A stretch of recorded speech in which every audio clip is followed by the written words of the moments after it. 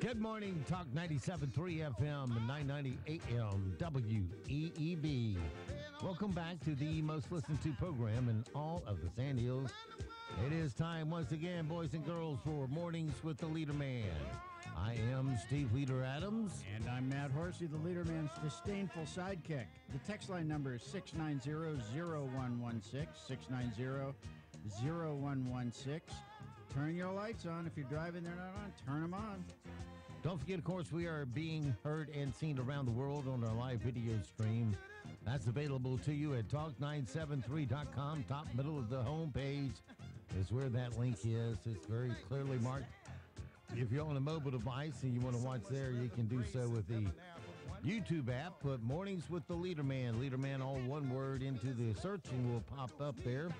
If you're on a mobile device looking for just our crystal clear digital audio stream, which consumes less bandwidth, well, we suggest tune in or iTunes. Either one will get you there. Just put WEEB into that search.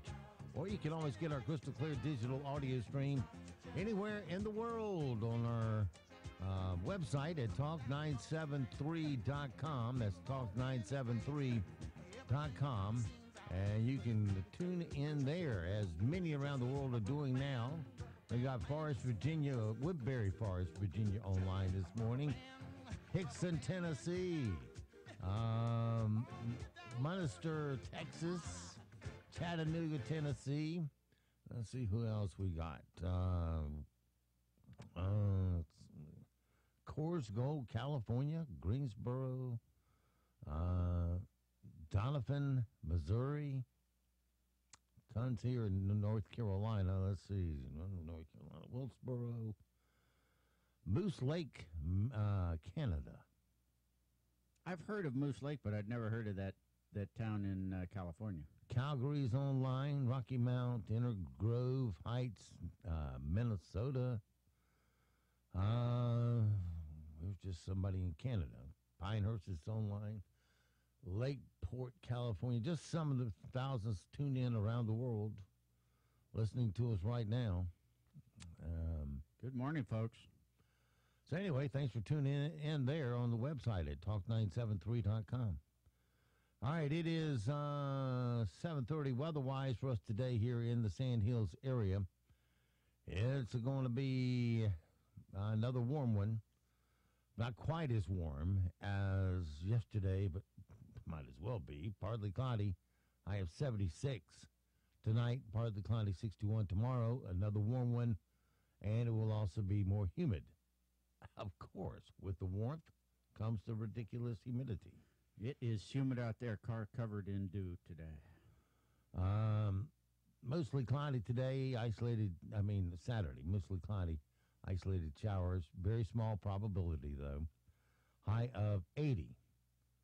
That means as soon as I wash my car, it will rain.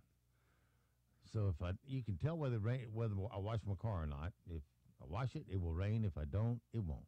That's how it seems for all of us. So there must not be anything to that.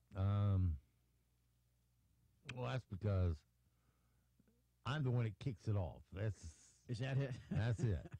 If I wash my car, a dark blue car, which always shows the dirt quickest. Well, damn it, then I claim title to slowing down the line in whatever retail line I'm in. No, you just have the art of picking the slowest line. Yeah, well, whatever. It's kind of like when you come up to a stoplight and there are two cars at the light in two different lanes, and you got to go, which car looks like it will go faster than the other? And rolling the dice. And 9 times out of 10, you pick it wrong. And it's just the way it is. So, or worse yet, they go all side by side, and nobody pulls ahead.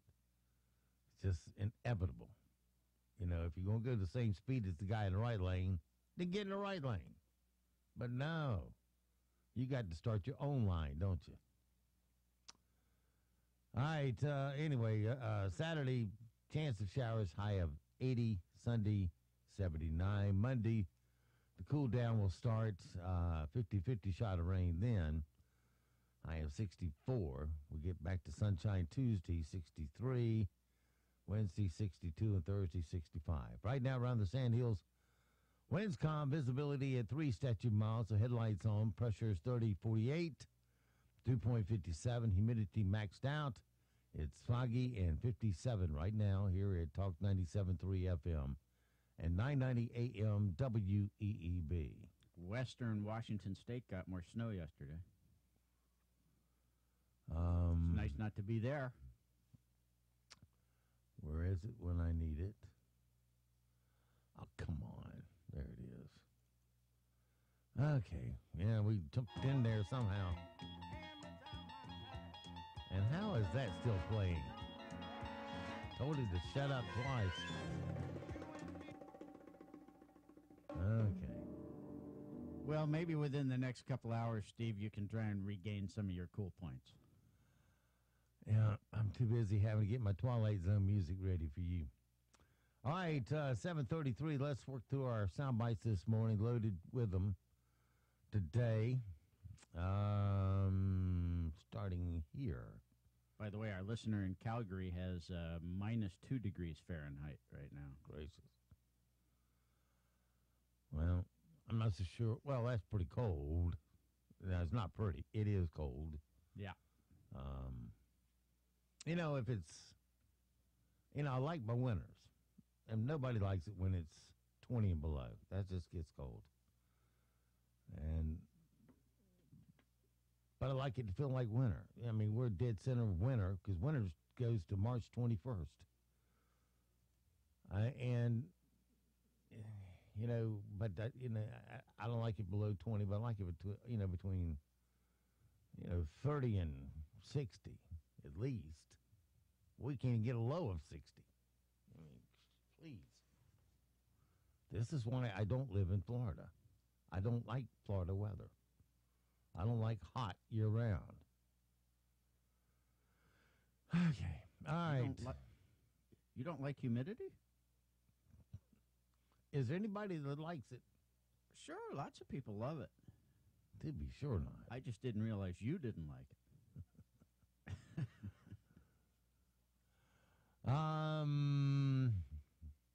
That's why I don't know, need to shift the Arizona weather here.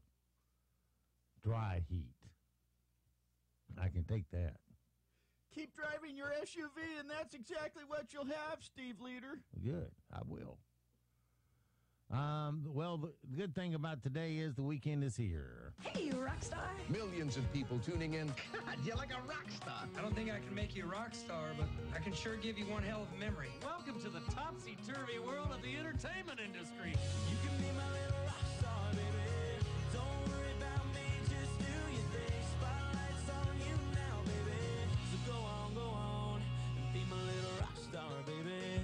As we say in the radio business, if you put that on the radio, people will listen to it. I'll just be here listening to my tunes. Rock and roll. Would you like some more champagne? I'd love some. It's not a wonder that you're a rock star.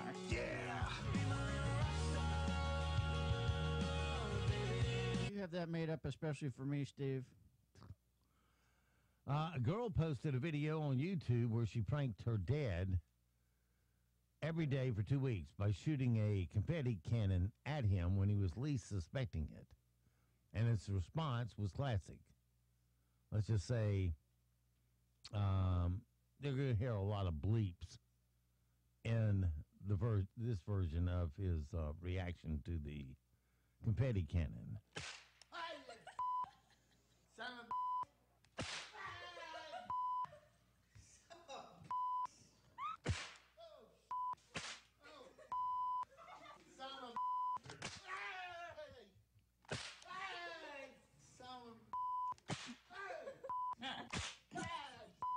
One day, you have to give me a heart attack. How many days? How many times? Sound like the tail wagging the dog at home, doesn't it? He's apparently got a good sense of humor.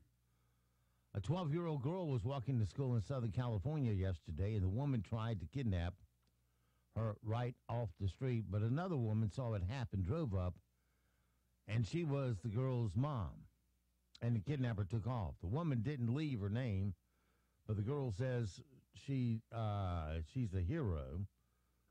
The girl's name is Amy Martinez. The man in the middle of this clip is Corporal Anthony Bertegna with the Santa Ana PD. The kidnapper's name, Claudia Diaz, and she was arrested later for this incident.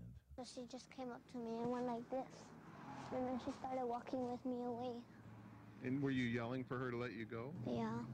She told me in Spanish not to cry, but I wasn't even crying. Our Good Samaritan was driving south on Main Street after dropping her child off to school.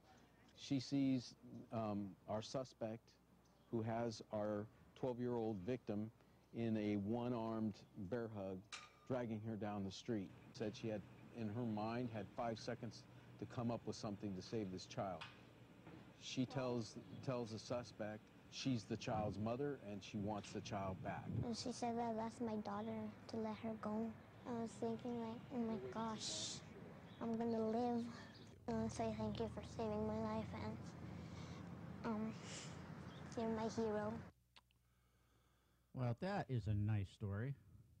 The future is feminine, Steve. The future belongs to women. If women ran the world, there'd be no evil or no violence. You know, at the end of yesterday's show, we were talking about some of these shootings and some of the cowardice by some of the police departments and some of the bravery by others. You, of course, remember Texas when that Black Lives Matter incident got out of control. Shots were fired, and immediately the Dallas police moved up and got between the bad guys and the good guys and returned fire and did what they were supposed to do. Put themselves into harm's way with their weapons drawn and not cower down and wait for 3 hours to come up with a plan. But it turns out there was a coward there outside of Parkland High School when the shooting began. It turns out there was an armed deputy on the campus at the time of the Florida shooting, not a security guard, a member of the sheriff's department who was assigned to the school full time. And he knew there was an active shooter. But he waited outside the school through the whole thing. His name is Scott Peterson, and the sheriff put him on leave. He decided later to resign because he was eligible for retirement anyway. So he gets to play coward and get money. This is Broward County Sheriff Scott Israel, the guy who has been on the news and who spoke at CNN's town hall on Wednesday night. What I saw was a deputy arrive at the west side of Building 12, take up a position, and he never went in. He went on his, I think he got on his radio at a point in time, and he took up a position where it looked like he could see the westernmost entry into the building and stayed where he was. Never went in. Devastated, sick to my stomach. There are no words. I mean, these families lost their children. We lost coaches. I've been to the funerals. I've been to the homes where they sit and shiver. I've been to the vigils. It's just, there are no words. It just happens too often. You remember up at Virginia Tech when they had the shooter there going through one of the buildings, and local police as well as the campus police all showed up and took positions outside while they sit there and heard this guy go room to room shooting innocent people. They never went in to engage him. And then you had, you had the Columbine. Remember there, they had a big old SWAT team sitting there. Well, backing up to Virginia Tech, you had kids crawling out the windows to the ground trying to get away from the shooting. And what did these guys do? They kept on hiding behind their trees, pointing their gun at the building, in case the building shot back. Then you had Columbine, where kids were holding up signs in the windows that says, "Please help." And where were all the police hidden behind their little armored vehicles pointing the guns at the building? While they listened to these two nutcases go through that school, shooting people up at will, unchallenged. Then after they, committed their suicide, then the police come in all brave and go room by room, clear, clear. And then you had the Colorado theater shooting, where the police proudly claim we were there within 90 seconds from the first shot. And what they didn't finish their sentence, but they should have, where they should have said, we were there within 90 seconds, and then we cowered outside like little wussies. Because we didn't go in and engage the guy for 22 minutes. We sit there and listen to him shoot innocent people, one right after another. And the only way we brave cops could stop him, because he became so exhausted, ran out of ammunition, had to go outside to reload, and sat on his car to rest for a few minutes.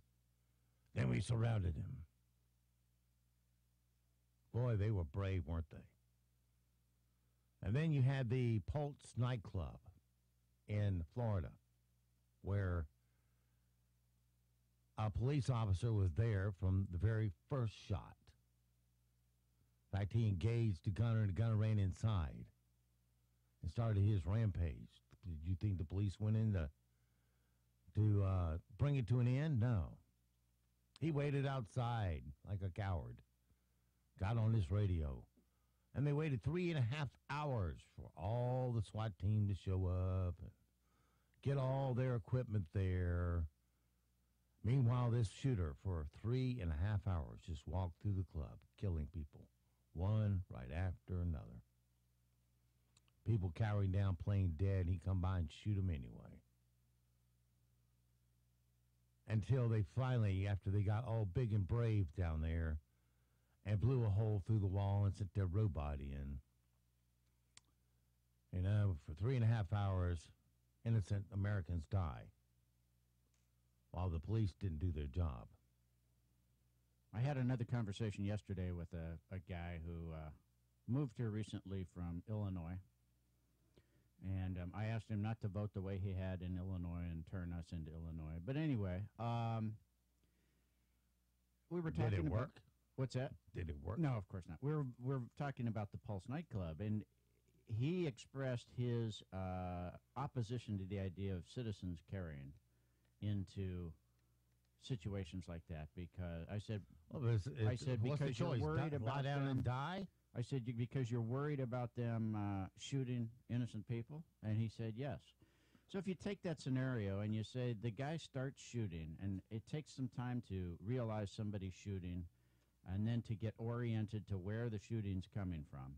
Let's just say for giggles that the guy murdered 5 or 10 people and wounded another 10 by the time we all figure it out and move in. If 1% of the people in that club had been carrying, 3 people returned fire on him, and each of them had accidentally killed 2 people and wounded 2 people. Now we're up to a total of 16 people dead and 16 people wounded, plus the shooter. The Pulse, wasn't it like 60-some were injured or killed? It was about 50 murdered and 50 roughly, injured. give or take a couple.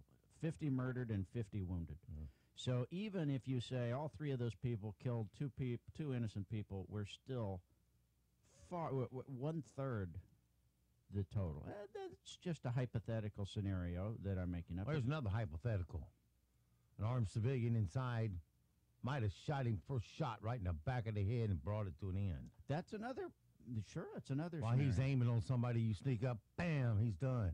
And there was a case not too long ago in a mall, I've forgotten what state that was in, where an armed citizen could see the shooter, but never pulled his trigger because he said there were just too many civilians around. He was concerned he was going to hit somebody. But it just bothers me, this coward, the one time his services were called for, and he sat outside like a wimp instead of going in, engaging, or at least getting in there to see what he could do. Yeah, that's pretty egregious, all right. Now, in Columbine, and if they have procedures that tell him to do that, which I doubt, well, they probably then do. the procedures are screwed up. Well, no, they tell him to say no. They probably have procedures tell him to go in. The Columbine, when that happened, yeah, kids holding up signs, please help. We're bleeding to death, and the police cower behind their armored vehicle, pointing their guns at the building. Well, but at the time, it was kind of common for. It was like the 9/11 shootings. Prior to that, we just kind of thought, well, a hijacker is going to want to take a plane somewhere. We didn't think they were going to want to blow it up. So procedures have changed since 9/11, too. Now we assume a hijacker is going to crash it into something. We take action, right? That's why they put sky marshals in. So times change and procedures change. That's why we have MRATs instead of armored Humvees, because the armored Humvees were just getting soldiers killed and maimed. Well, President Trump had another meeting at the White House yesterday about school shootings. He talked about the violent video games and movies. That's another thing. We won't allow a Looney Tune cartoon on TV because it's deemed too violent. We forced the kids to watch the excitement of SpongeBob SquarePants. And I was looking at the cable ratings, and, that's like third of the cable shows, number 3. So many kids watch SpongeBob SquarePants. And why would you not? I want to see Roadrunner go after, Wile E. Coyote go after the Roadrunner. Roadrunner were ride funny rockets and when I was a kid. drop anvils and stuff like that. And the irony of that was funny. One of our listeners, by the way, says piece of crap deputy shouldn't get his retirement. That's what I'm saying. I think a lot of people think that. Yeah, the one I got sidetracked, but the one time it was called on for him to do his job, he didn't do it. So why pay it? Why should he get his retirement? It's pretty easy to go around and push people around that do respect the law. But when there are those that don't, and this is why you're there. This is why you are there, to stop this. And you don't do your job. You cower down behind a tree. Please. And then you want the taxpayer to pay you for the rest of your life for your braveness. I don't think so. Well, anyway, back on the Trump thing here. Scott Peterson's a bad name to have. That's the name of that guy that murdered his pregnant wife back in California. No, his girlfriend killed 2 people. No, that's the other one. That's the cop. He killed 2 because she was pregnant. Yeah. So. Yeah, and then took it out in the boat and dumped it. Yeah, the body. The body. Anyway, President Trump had another meeting at the White House yesterday about school shootings. He talked about violent video games and movies. Yeah, like I said, we won't allow Wile E. Coyote. We allow SpongeBob SquarePants. SpongeBob SquarePants. But then the kid goes into the room and plugs in his games, and he sees blood splattered everywhere, and the object is to kill the enemy, and it's boom, boom, boom, throw grenades, and these things get more and more graphic for realism's sake. There's blood everywhere. You go chop people up, and blood squirts everywhere. Just unbelievable. Anyway, but the president talked about how they might be making kids more likely to shoot each other, because these games are desensitizing kids to reality. He suggests maybe there should be a rating system for both games and movies. Look at the internet, because a lot of bad things are happening to young kids and young minds, and their minds are being formed. And we have to do something about maybe what they're seeing and how they're seeing it, and also video games. I'm hearing more and more people say the level of violence on video games is really shaping young people's thoughts. And then you go the further step, and that's the movies. You see these movies, they're so violent, and yet a kid is able to see the movie if sex isn't involved, but killing is involved, and maybe they have to put a rating system for that. And you get into a whole very complicated, very big deal. But the fact is that you are having movies come out that are so violent with the killing and everything else that maybe that's another thing we're going to have to discuss. Well, of course, ratings do encompass violence. He may not be aware of that, but yeah, call out Hollywood. Call out some of these schmucks who produce this stuff and then have the temerity to come out and decry armed citizens. Talk about, quote, gun violence. By the way, somebody else, another friend, asked me yesterday, why do they call it gun violence when it's the people that are doing it? So I had to explain to her the politics of why it's called gun violence. Well, then Trump said he was against doing active shooter drills because it makes students afraid. You know, when I was in elementary school, it was third grade, we had active nuclear explosion drills where we were in a pretty Cold War with the Soviet Unions, had the assured annihilation policy in effect. But we practiced drills where you go out in the hallway, lean against the, put your head against, get on your knees and put your head against the hallway door, wall, and cover your head. And you also had another drill where you evacuated the school. And each kid was assigned a direction to head in, either whether it's to buses or to car parking lots where the parents would be, or if they walked toward your house. And it didn't traumatize you for life? No. No, I agree. I think he's wrong on that. Yeah, and he says that he'd rather make schools, quote, harder. That means harder to get into, metal detectors, more armed guards, that type of thing. So it's not a soft target to attack. It's more difficult to get to it. And also he wants teachers to be trained and carry guns. So, I having to watch my time here. I don't see the problem of kids. It didn't traumatize me doing a nuclear blast drill. That's pretty dramatic. It's about as bad as it gets, isn't it?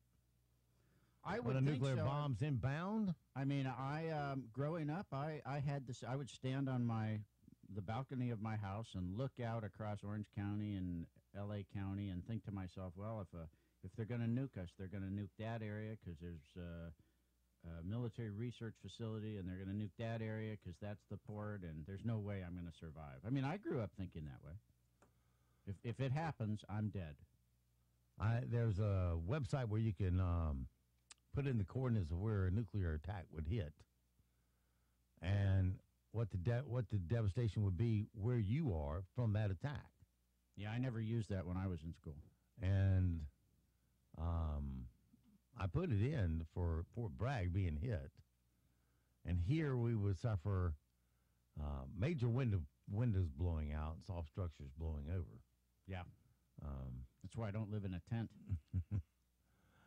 But anyway, I don't see the problem with telling the kids, to shove, have a practice drill where they shove their desks up toward the door, to keep any active shooter out. Right.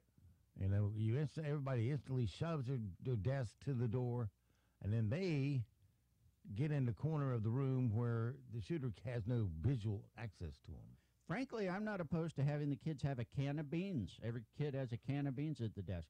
But I do want to put it in perspective. There are approximately 160,000 schools in the U.S. So your chances of being in a school where there's a shooting are still tiny. So now we just harden them up and make the chances even smaller. Well, Oprah did an interview with Ellen yesterday and talked about the time last week when she made it into a Trump tweet. He had some stuff about her after he saw her on 60 Minutes. He thought she was being biased against him. And, of course, they wanted to blast back. What I actually really did was I went back and looked at the tape to see if there was any place that could be true. Did I feel like it was slanted or biased? It was slanted or biased. I went back and looked at every tape. I called the producer, because what actually happened was when you do 60 Minutes, you sit in a room with at least 7 other people who critique the piece before you air it, before you do the introduction to it. And then they give you the critiques, and they critique every word. And is this fair? You have a whole panel of people looking at it, whether it was fair. And I had actually, the first time I saw it, I said, there's something missing here from the conversation when I'd asked the question of, do you care about what other people think about America? And they'd only used the Democratic side. And I said, I remember the guy, Matt, had said, no, we're the only people that are worried about what other countries are thinking of us. So I said, I think you should go back and put that in, because it makes it more balanced. So I was working very hard to do the opposite of what I was hate tweeted about. Yeah, so we it's believe okay. all that, don't we? We're out of time. I was hate tweeted. Yeah, well, she followed the CBS mantra. High pressure is still hanging on. It's been our warm influence throughout the week, and that's going to be the case through the weekend as well. Starting off with some clouds this morning, the potential for drizzle. Later this afternoon, partly cloudy, highs in the mid-70s to low 80s toward the Virginia line, possibly in the 60s all day.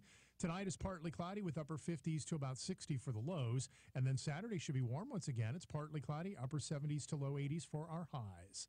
I'm Mike Mays in the North Carolina News Network Weather Center. 97.3 FM and 990 AM. WPDB Southern Pines, Pioneers, Aberdeen. And on the web at talk973.com. News this hour from townhall.com. I'm Rich Thomason. He says teachers should come to class armed with more than just a lesson plan. President Trump favors firearms training for educators who'd like to carry a gun to school. These are experts. These would be people that actually would want them. And it would be a small percentage, but it would be a lot of people.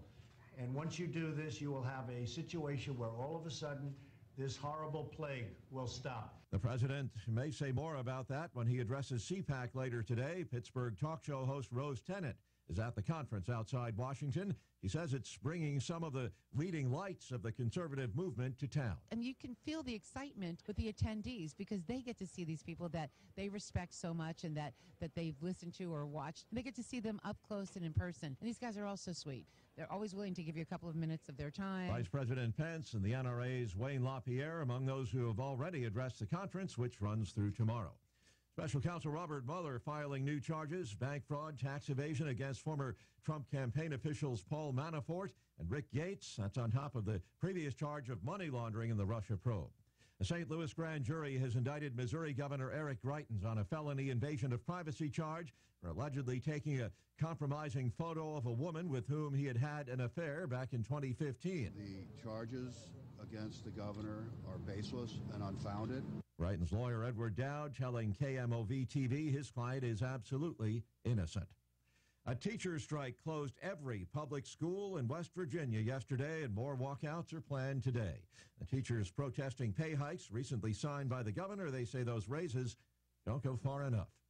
On Wall Street this morning, stock futures higher, Dow futures up about 107 points, NASDAQ futures ahead 31, and S&P futures are up 10 points.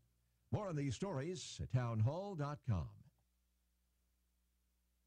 I'm Jay Farner from Quicken Loans. The rate today on a 30-year fixed-rate mortgage is 4.375%, APR 4.62%. But choosing the right mortgage lender means choosing much more than just a rate. Let me ask you, does calling the company with the best client service in America, with 12 J.D. Power Awards to prove it, matter? Does calling the company that invented Rocket Mortgage, the industry's most innovative, client-focused technology, matter?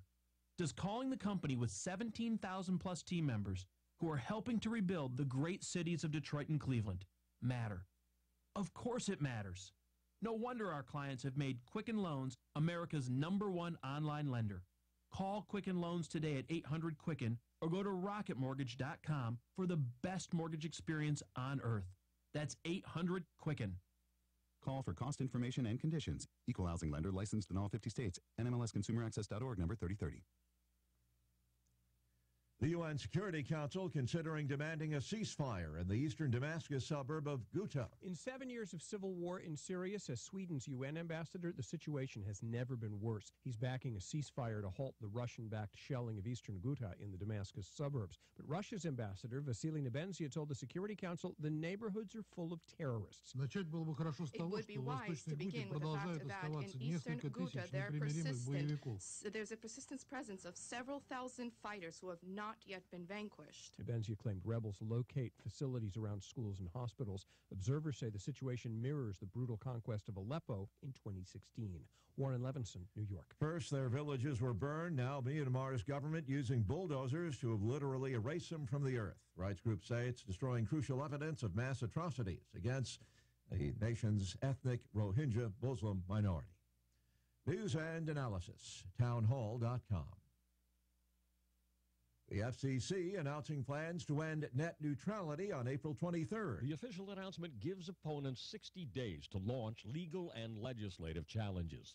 Senate Democrats say they're one vote short of having the votes to overturn the order, but it would face a huge uphill battle in the House. The 2015 policy forced Internet service providers to treat all content equally.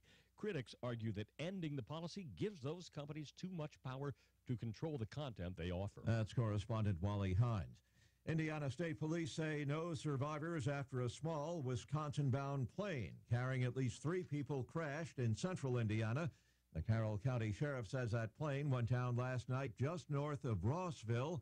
That's a rural area. It's located approximately 60 miles to the northwest of Indianapolis. More on these stories at townhall.com. Thank you for calling Carolina Air. Someone told me you folks don't charge for a service call. I don't believe it. It is true, ma'am. We get that reaction a lot. That doesn't sound right. So everything is free? Our service calls are free, but we do charge if you need parts or repair. Wow. Most companies charge $100 just to come out. At Carolina Air, we do not charge to come to your home. Nickel and diming customers is not in our handbook, so schedule your free appointment today at carolinaair.com or 910-684-3864. Without proper soil pH, plants can't get the full amount of nutrients they need.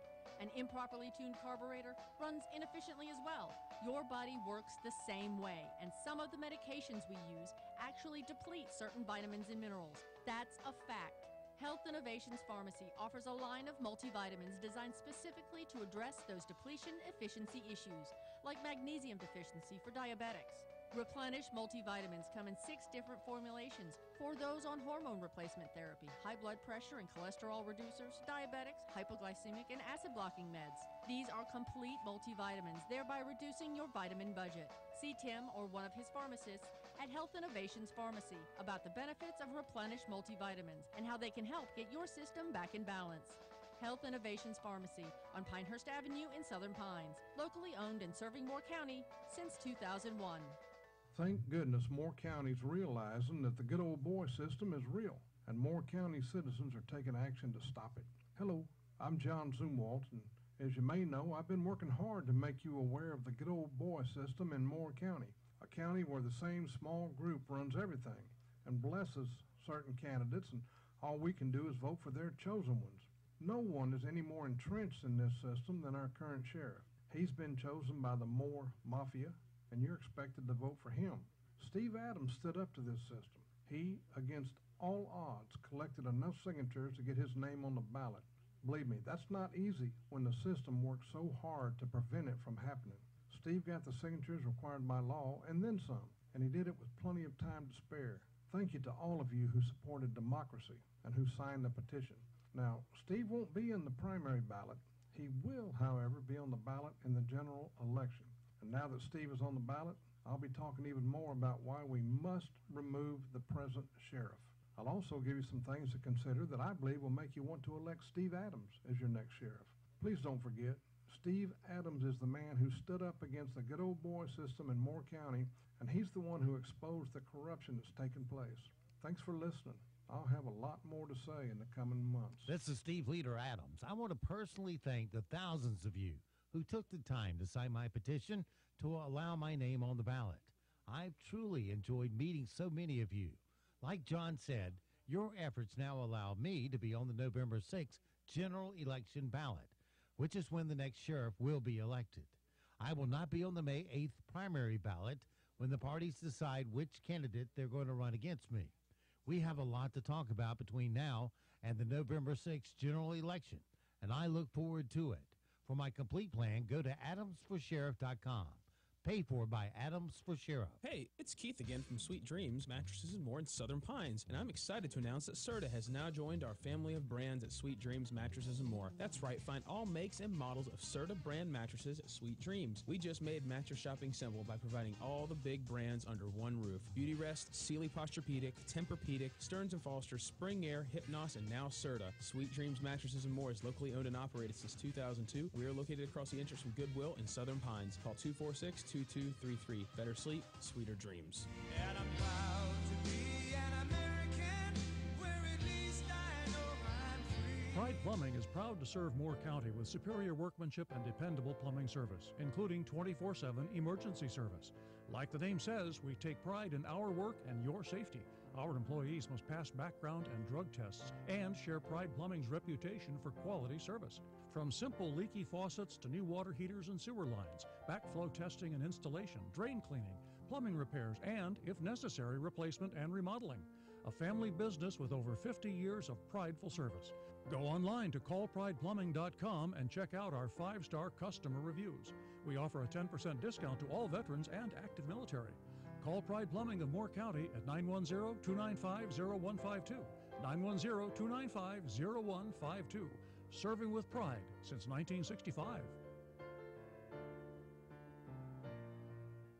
NCN News. I'm Mike Riley. Breaking news. The basketball programs at Duke, North Carolina, and NC State were all named in evidence presented during discovery in the federal criminal investigation into college basketball. That according to a report out today by Yahoo Sports. Yahoo obtained hundreds of pages of documents that show that federal authorities monitored multiple targets. Special counsel Robert Mueller has filed additional criminal charges against former Trump campaign chair Paul Manafort and his business associate Rick Gates. Thursday's filing adds allegations of tax evasion and bank fraud. This after a money laundering indictment in October. CBS News Justice reporter Paula Reed has more. This is all part of a campaign that Mueller has been waging to encourage, to put it gently, Paul Manafort to cooperate and to share with special counsel what he knows specifically about the Trump Tower meeting and other meetings that he would have been involved in during the campaign. The Reverend Billy Graham will be laid to rest in Charlotte on Friday, March 2nd. The pastor to presidents died on Wednesday at the age of 99. Reverend Graham's youngest sister and last surviving sibling, Jean Ford, talked to WXII News in Winston-Salem about her brother. In our Christian belief, I believe that he's with his wife. I believe he's with his mother and daddy that he loved greatly. So I think he's at ultimate peace. United Airlines Flight 878 from Houston, Texas was forced to land in Madison, Wisconsin to refuel after it was unable to land in Minneapolis due to weather. Then it slid off the runway in Madison. Alex Wasik was a passenger on board. Between that and all the turbulence and circling and never landing, it was a pretty stressful flight. A Raleigh homeowner who killed a man outside his home 18 months ago after complaining of hoodlums in his neighborhood was found guilty Thursday of first-degree murder. Chad Cameron Copley will be sentenced this morning in Raleigh. You're listening to NCN News. At AT&T, we believe that access to affordable home internet brings you incredible opportunities. You can enjoy the power to explore a digital world of possibilities and connect with family, friends, and the things that matter most. That's why there's access from AT&T. If a member of your household is a SNAP participant, you may qualify for home internet at a discounted rate of $10 a month. No commitment, no deposit, no installation fee. Plus, get an in-home Wi-Fi gateway at no extra cost. Call 1-855-220-5211 or visit att.com/aware to learn more. SNAP refers to the Federal Supplemental Nutrition Assistance Program. Pricing excludes tax. Service will include a monthly data allowance depending on the type and speed of service you receive. If you exceed your monthly data plan allowance, you will be automatically charged $10 for each 50 gigabytes of data usage in excess of your data plan, even if less than 50 gigabytes is used. For details about data allowances, go to att.com/internet-usage. Wi-Fi enabled device required. Other restrictions apply. Several North Carolina lawmakers have used campaign funds to purchase guns and memberships in the National Rifle Association, an organization that's drawn increased scrutiny following the school shooting in Parkland, Florida. The News Observer of Raleigh reports Republican State Representative Larry Yarborough purchased a $447 pistol listed in the state campaign finance database under personal protection expense. The scandal involving Nashville, Tennessee Mayor Megan Barry just got more explosive. She's already admitted to having an extramarital affair with her former lead bodyguard, Sergeant Rob Forrest. Now the Tennessee Bureau of Investigation says it's found nude photos of Forrest's phone. On Forrest's phone, details from reporter Jason Lamb. In their investigation, the TBI said it uncovered 2 nude photos of a woman whose purse and clothing in the photos are similar to those worn by the mayor in other photos. Forrest sent the nude photos to himself using his Metro Police email. Photos taken from Forrest's police-issued phone at a time Forrest's time cards show he was on duty, getting paid. Russian figure skaters are showing up the Americans at the Olympics. CBS News correspondent Steve Futterman is in Pyeongchang, South Korea. For the second straight Olympics, the gold went to a Russian. Alina Sagitova came through with a flawless program to win the gold. For the U.S., disappointment may be too mild a word. The top U.S. finisher was Brady Chanel. She finished in 9th place, making this the worst U.S. result in ladies figure skating since the Winter Olympics began in 1920. Steve Futterman, CBS News at the Winter Olympics in Pyeongchang. Members of the public can sign a book set inside North Carolina's old Capitol building to remember the late Reverend Billy Graham. Governor Roy Cooper issued a proclamation ordering a book of condolences to be placed inside the Capitol Rotunda. Mike Rayleigh, NCN News. We're starting off this morning with a cold front in the vicinity of the Virginia line, close enough to us to bring us cloud-covered drizzle, maybe some spotty rain toward the Virginia line. Later this afternoon, it becomes partly cloudy, mid-70s to low 80s, but up toward the Virginia line, there could be temperatures hovering in the 60s during the afternoon. Tonight is partly cloudy, the low in the upper 50s to about 60. Saturday's looking partly cloudy and warm, a very, very slim chance of an afternoon shower. Our high temperature in the upper 70s to low 80s. I'm Mike Mays in the North Carolina News Network Weather Center. Right now, here in the Sand Hills area, we're looking at, let me refresh this, partly cloudy skies, still some fog out there. A lot of fog, 55 degrees, humidity 100%, dew point 55, pressure is 30-48, winds calm, and visibility is down to 0 at the airport. So headlights on, 8:15, let's take a look at your Sand Hills news right quick. For this Friday morning, a West End man was arrested and charged with indecent liberties with a child. Law enforcement arrested Daniel Craig Lawson, 36, on Monday, and charged him with 1 count of indecent liberties with a child. Lawson, from the 100 block of Trackside Lane, was taken to the Moore County Detention Center and placed under a $30,000 secured bond. And law enforcement arrested Justin Charles Gage, 41, of Woodland Drive in Pinehurst. Gage was charged with cyber stalking, misdemeanor stalking, communicating threats, and resisting and obstructing a public officer. He was placed in the detention center without a bond and given a March 13th court date. That's your latest Sand Hills news. Hang on, here comes your latest in sports, right here and right now on Talk 97.3 FM and 990 AM WEEB. It is 8:17.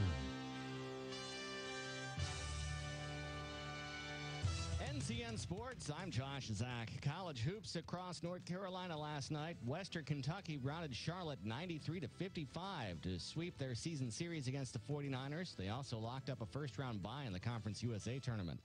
Campbell came close, but did not get the cigar. After a late 9-2 run, Chris Clemens' layup with 52 seconds left brought Campbell within 67-65, but Charleston Southern held them off for a 72-68 victory.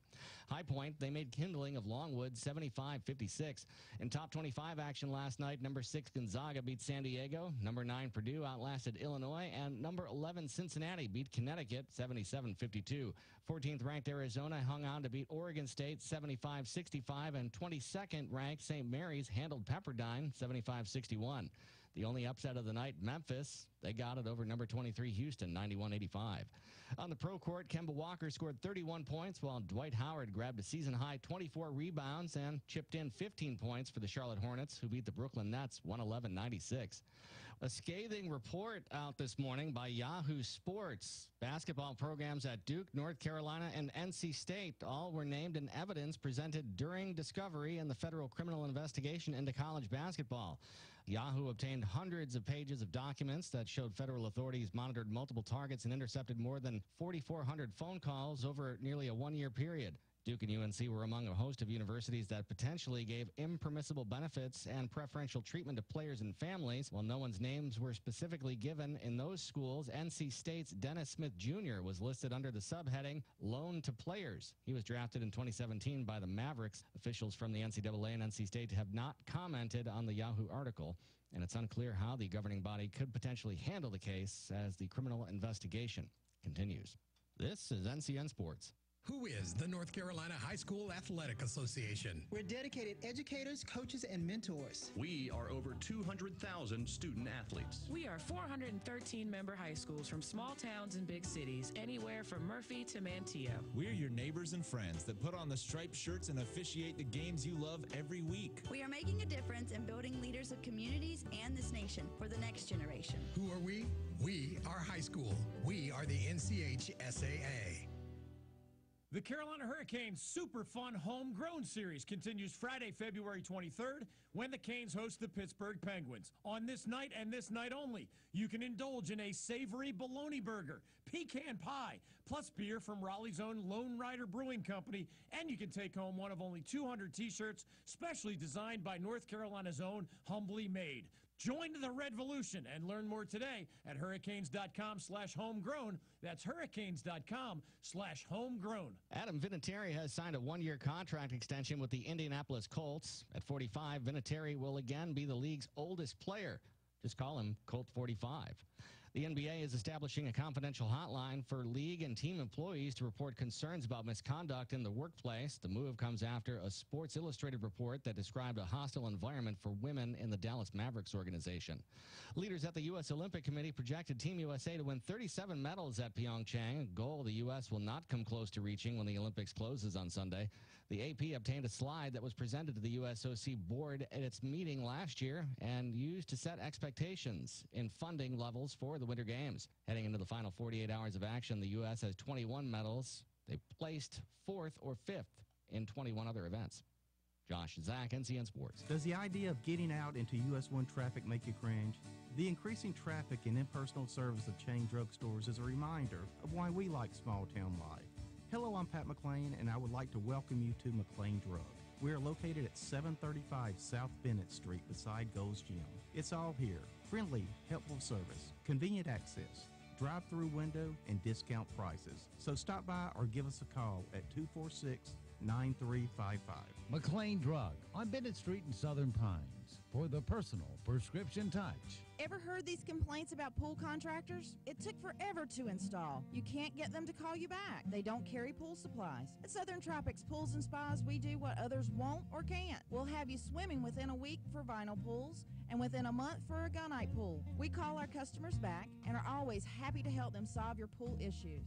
And you get a full 3-year warranty on all Hayward equipment purchased from us. Southern Tropics Pools and Spas in the Olive Garden Shopping Center on 15501. On the line with us, a great friend, Bill Smith with Bill Smith Performance Pre-Owned, right there at the corner of Morganton Road and Broad Street in Southern Pines. And Bill, financing is always part of the car purchase process also. Tell us about yours. Absolutely. That's why we have such a great combination right here. Bill Smith Performance Pre-Owned on the corner of Broad Street and Morganton Road in Southern Pines. Not only do we have the best quality vehicles at the most affordable prices, all Carfax certified, we're going to shop and we're going to get you the best interest rates that you're going to get anywhere. So we have the whole package. Low interest rates, great cars at a great value. You have to come see us today. That's Bill Smith's Performance Pre-Owned at the corner of Broad and Morganton Road in Southern Pines. You have to come see us. Hello, this is Chris Ennis, Service Manager at Pinehurst Toyota Hyundai. We want to thank all of our loyal customers for entrusting us with the care and maintenance of their vehicles over the years. But did you know we also service Lexus, saving you a trip to Raleigh or Charlotte? In fact, our factory-trained and certified ASE technicians can service any type of vehicle. Your complete satisfaction is our #1 goal, so please consider Pinehurst Toyota Hyundai for all your vehicle service needs. We are open Monday through Friday from 7 a.m. to 7:30 p.m. and open on Saturday from 7 a.m. to 6 p.m. We can be reached at 910-692-2424. We look forward to seeing you. Jerry, I think it's about time for you to give our listeners your new slogan. Happy to, Charles. Now that you tried the rest, come back to the best. Kick back at the Hickory Tavern. And speaking of time, Jerry, the Hickory now opens at 11 a.m. for lunch. That's right, Charles. Just more time at the Hickory. Yep, I know you and I both are early lunch birds, so we can get in and get out. Well, at least I can get out early. Hey, I'm retired, so I can kick back. Yeah, rub it in. Well, one thing we agree on for sure. Yep, when it comes to your favorite sports bar. Don't fool around. Fall in love with the Hickory Tavern.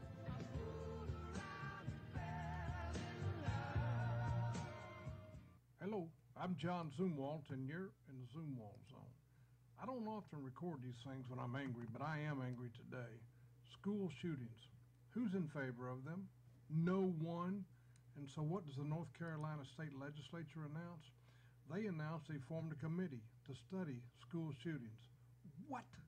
Do you realize you guys tell us we have to send our kids to school, and if we don't, we go to jail? We trust our kids to your care. You're supposed to protect them.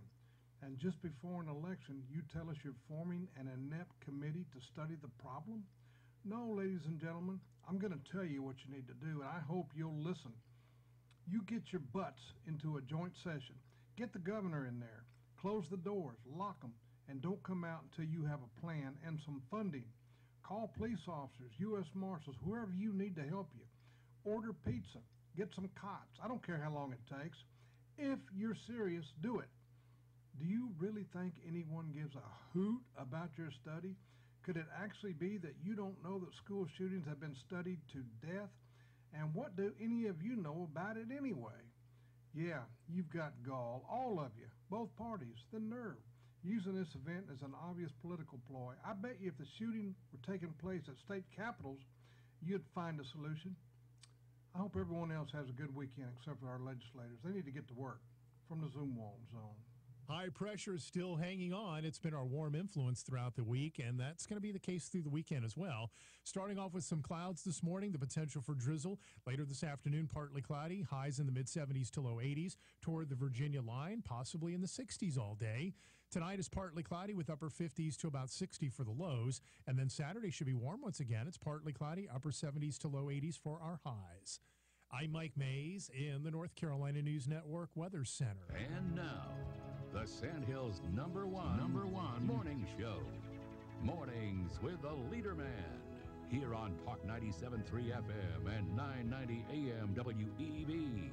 And heard and seen around the world at talk973.com. The best part of waking up is waking up with us. The FCC's repeal of net neutrality rules faced legal challenges from several states. It's basically the fairness doctrine on the internet. Friday arrives, just give me a nudge. It's Friday. I'm ready to party. Start the party. It gets crazy in here. Don't leave Friday unattended. Showtime.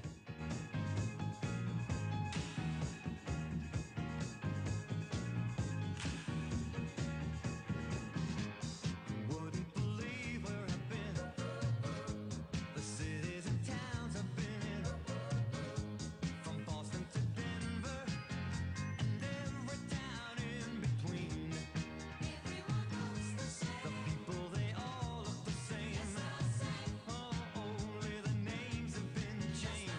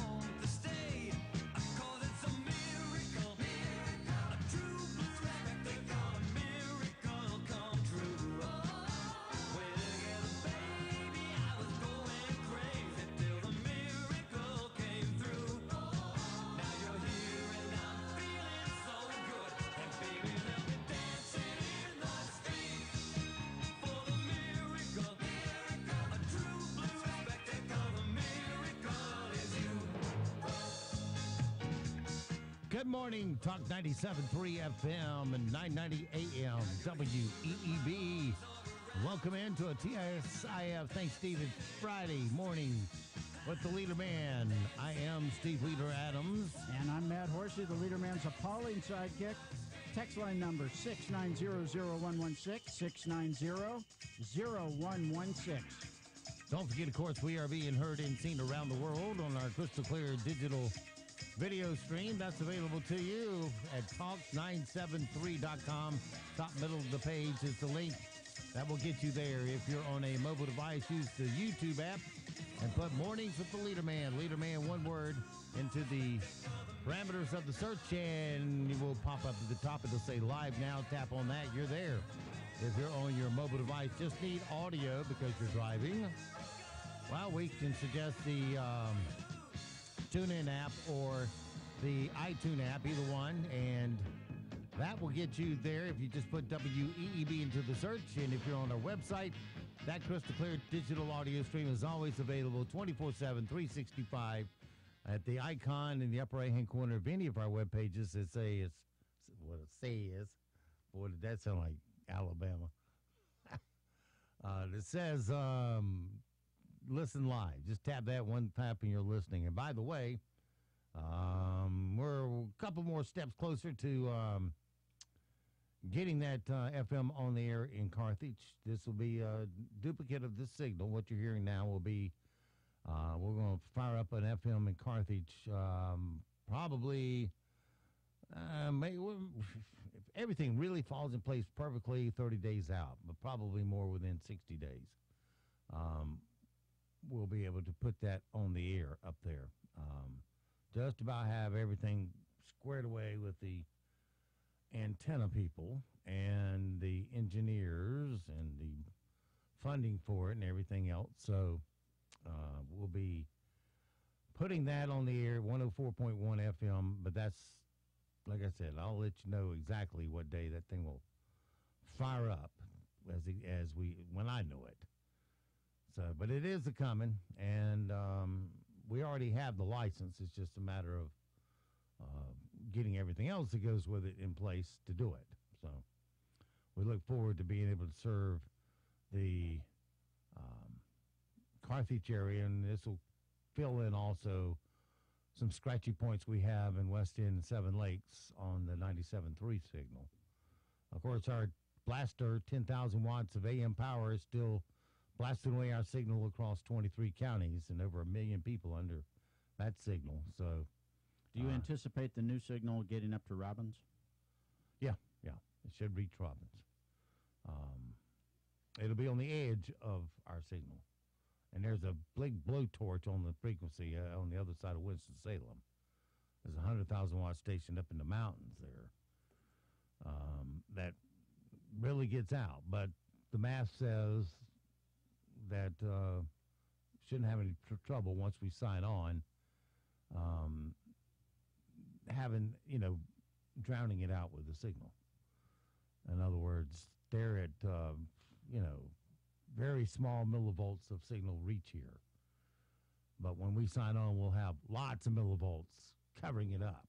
So your radio should be dominated by our signal, and it's not FM doesn't work like AM. I mean, it either locks on us or it locks on something else. They have what's called inversion, and that's when you're going down the road and you hear another station jump on top of your signal. That's called an inversion, and it goes back to your regular FM. Does that make sense? Anyway,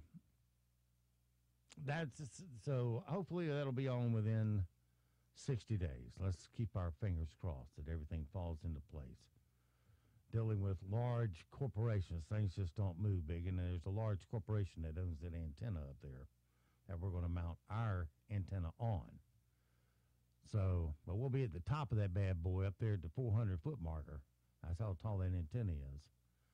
And FM height is everything. AM doesn't matter. Your antenna's cut to the wavelength. It works different. But in FM, how high that antenna is makes all the difference in the world. AM is bouncing off the atmosphere, and FM is line of sight, direct shot. Yeah. And so we'll see how things work out. But hey, Steve, may I address the Zumwalt zone here for just a second? Yeah.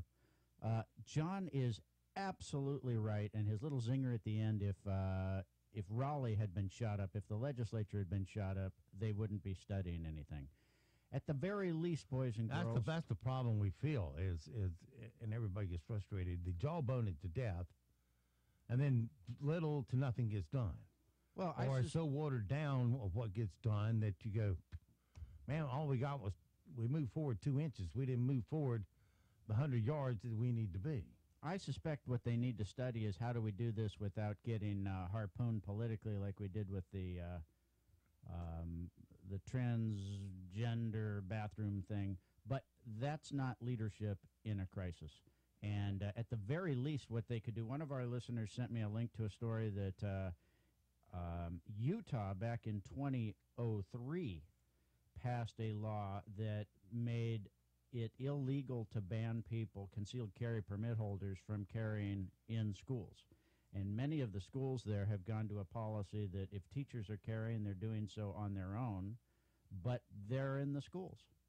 So how about this, legislature? How about at least let local school districts decide how they're going to secure their schools instead of your current law that bans firearms in schools?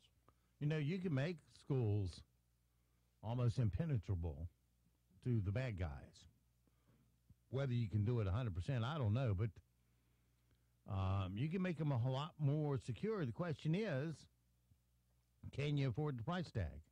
We can make a car that you absolutely 99.99% of the time will survive any crash. Unscathed almost. But you can't afford it. Nor will the highways be able to support it. So it's all in what we're willing to pay for. Absolutely. And at a time when it's all we can do is to keep replacing the structures that are being built. I'm going to go here. We got 3 schools that have to be built, and that's what the bond issue is all about. The $103 million bond that's going to be on the May 8th primary ballot. Which will be paid for by taxes. Yeah, it's just a delayed tax.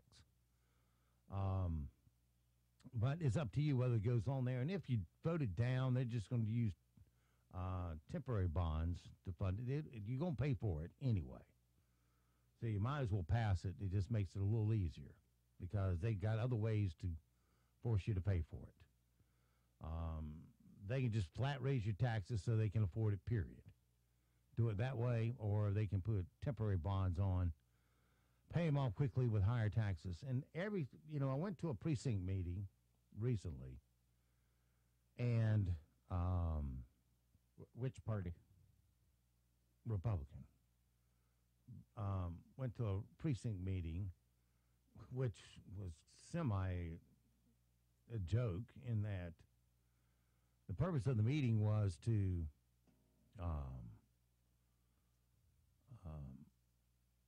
elect delegates to the county convention. That was the purpose of the meeting. All right, so you go there, and half the people there, it's not very well attended. Half the people that are there, and there weren't that many people, I'd say there were a dozen out of about 30,000 people. Wow, a dozen. A dozen. And then there was a dozen more, all politicians. And this is a Moore County General Republican precinct meeting, 12, 15 people It was showed the up. Southern Pines precinct meeting. Oh, Southern Pines, Mm-hmm. okay. And so then there are 8 precincts in Southern Pines, but they were all meeting at this one precinct meeting. And you were to break up in groups, and then in each precinct elect delegates to the county convention, which is on May 8th, I believe. But there were as many politicians there, elected politicians, and they all stood up and gave their little campaign speeches. Hi, I'm running, and Well, that wasn't the purpose of the precinct meeting. That's for the county convention, where that should come into play. But so we had to sit through all those little speeches. And one of the speakers was one running for the Board of Commissioners for re-election. Doesn't matter who it was. But the one word that came out of his mouth repeatedly was higher taxes. There will be higher taxes. There wasn't maybe higher taxes. It was just there will be higher taxes. I heard it at least 20 times. Higher taxes in his short speech, which didn't comfort me very much because I had been up to the management there, and here's the frustration. Now, a lot of people think that the commissioners run the county. No, they give the final approval to what staff wants to do. That's what happens. Staff runs the county. They have godlike powers. They have to have the commissioner's approval to pass on the budget and things like that, but staff puts the budget together. And the commissioners offer direction. But don't ever kid yourself. The staff runs the county. And another thing, the commissioners want a happy staff. They don't want them ticked off or unhappy. And the staff knows they can kind of manipulate the board to do what they want to do. Because I went up there and talked to the staff. And I said, with the school construction, I said, we could save 20% on the cost of these schools simply by building them ourselves. I know a little bit about building, having built 2,000 homes in my career. And I said that the way in commercial it works is that they do their estimates and their costs, and they put in their contingencies, and they jacket 20% just to make sure, and that's the bid. And one of them said to me he says, well, we had 6 bids, and they were all within $500,000 of each other on a $31 million building. And I said, you know what that says to me? Collusion. All over it, written all over it, if they're all within $500,000 on that size project. There should have been $2 or $3 million difference in those bids, but there weren't.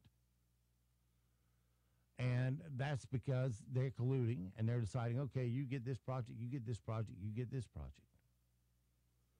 But $20 million, out of this $100 million you're getting ready to vote on, it should be an $80 million bond, not $100 million, because we could pick up that $20 million and give it back to you simply by building them themselves.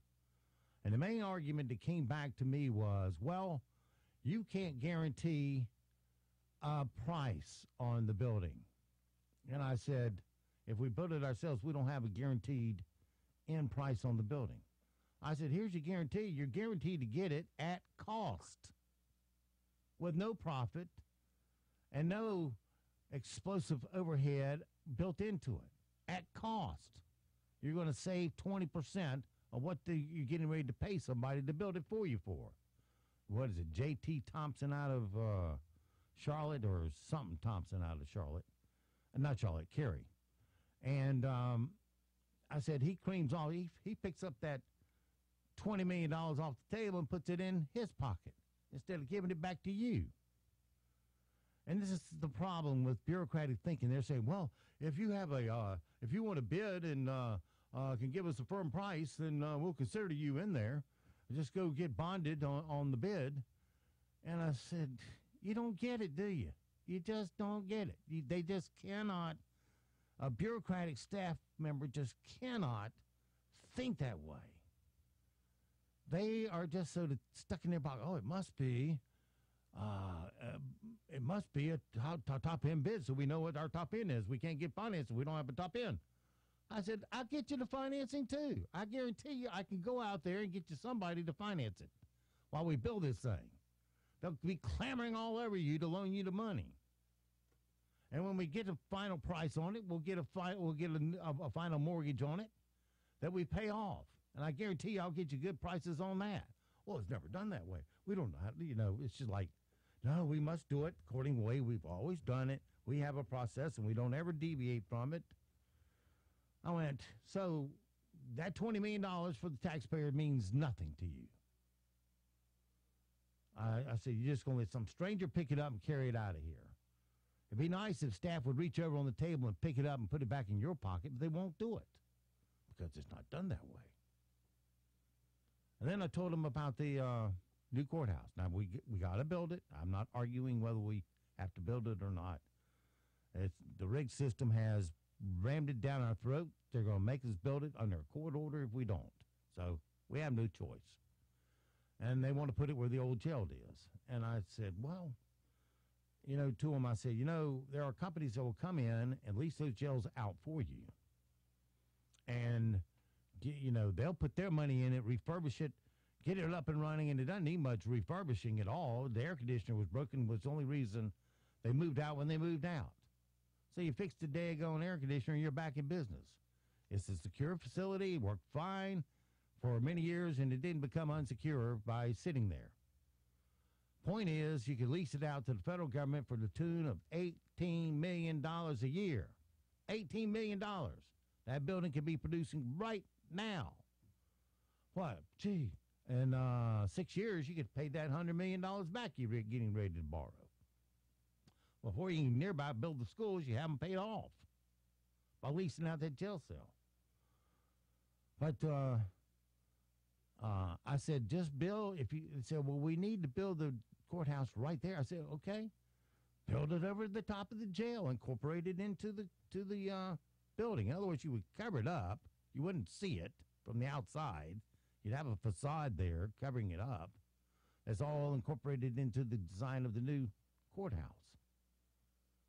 And the $18 million in the basement of that courthouse would be producing more than enough revenue to pay the courthouse off, build schools for us.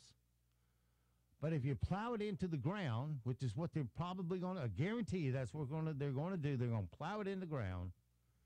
I said over the course of 30 years, the life of that building, you will have plowed in the ground $1.5 billion with a B dollars, because that's what it could have produced. And imagine how many schools we could build with $500 million. All 33 of our schools could be replaced with that. But, I can't get them to think out of the box to save my life. Maybe in office of sheriff, I can have some influence. More influence.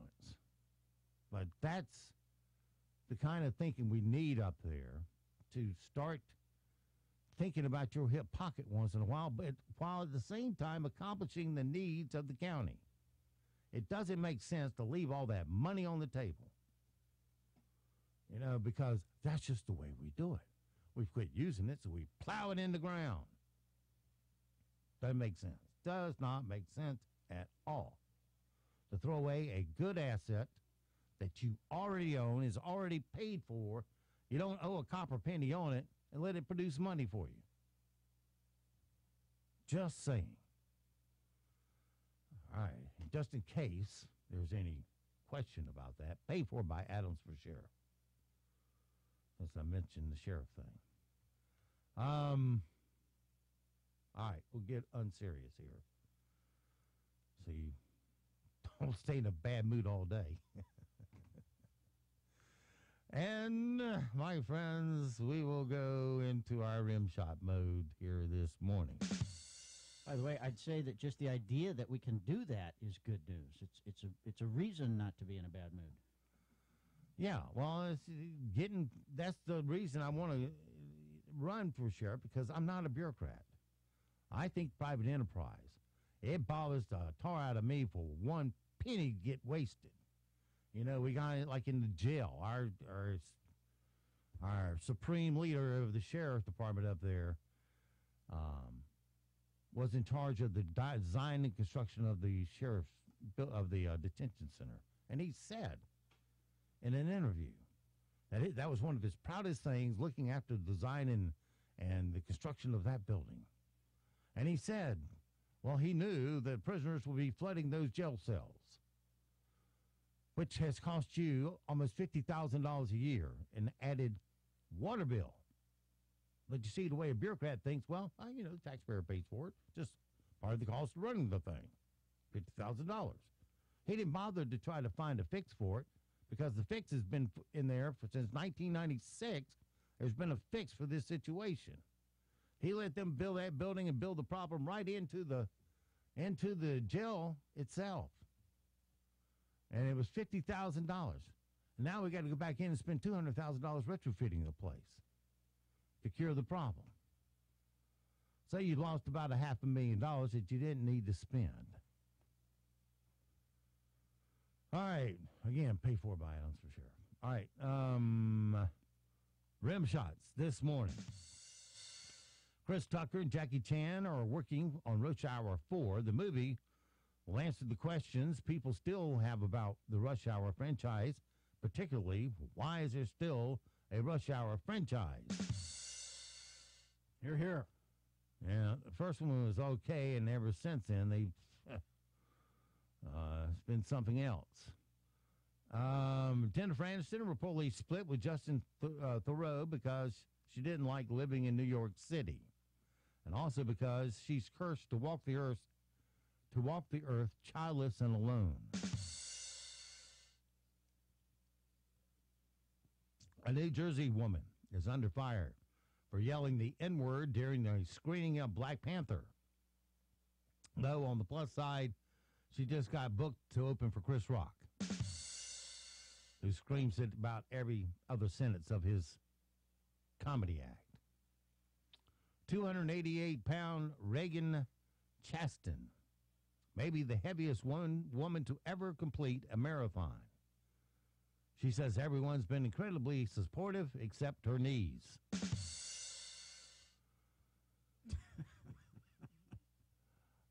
Took a real pounding for 20, how long is a marathon? 23 miles, 27 miles? Yeah, I don't know, a lot of miles. It's on up there.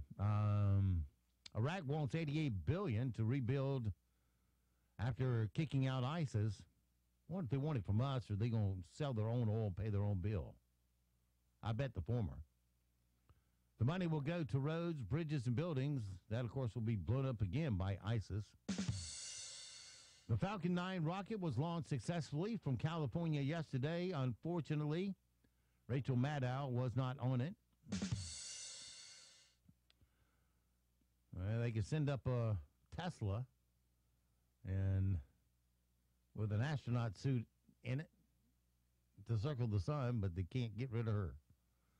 A 14-year-old boy, she could take her bony little fingers up there and go, oh, I'm one step closer to Russia now. I'm one step closer to Russia. Don't know what it is. I can just, but we can feel it. We're one step closer. Maddow. 14-year-old boy in Indonesia has reportedly been laying eggs since 2016. Don't know as I'd want to smell those things. Poor kid, he will not undergo surgery because he's too chicken. UPS is developing a fleet of 50 custom-built electric delivery trucks with zero emissions. So they may have no carbon footprint, but they'll still have their footprint all over your packages. Apple may soon be mining for cobalt to make their iPhone batteries. So, if you're a third-world toddler who's always wanted to swing a pickaxe, well, send your resume to Apple. And today is National Chili Day. And tomorrow is National Explosive Diarrhea Day.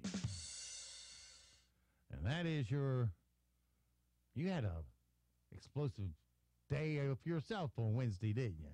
It wasn't explosive. Steady day. Steady. Steady all day thing. Thursday night, Friday morning, or Wednesday morning. Yeah. Tuesday night, Wednesday morning, yeah. Always fun to get ready for those colostomies, isn't it? All right, it is a colonoscopy. Different from a colostomy, thank God. That's right. Yeah, big difference. Big difference. Colonoscopy.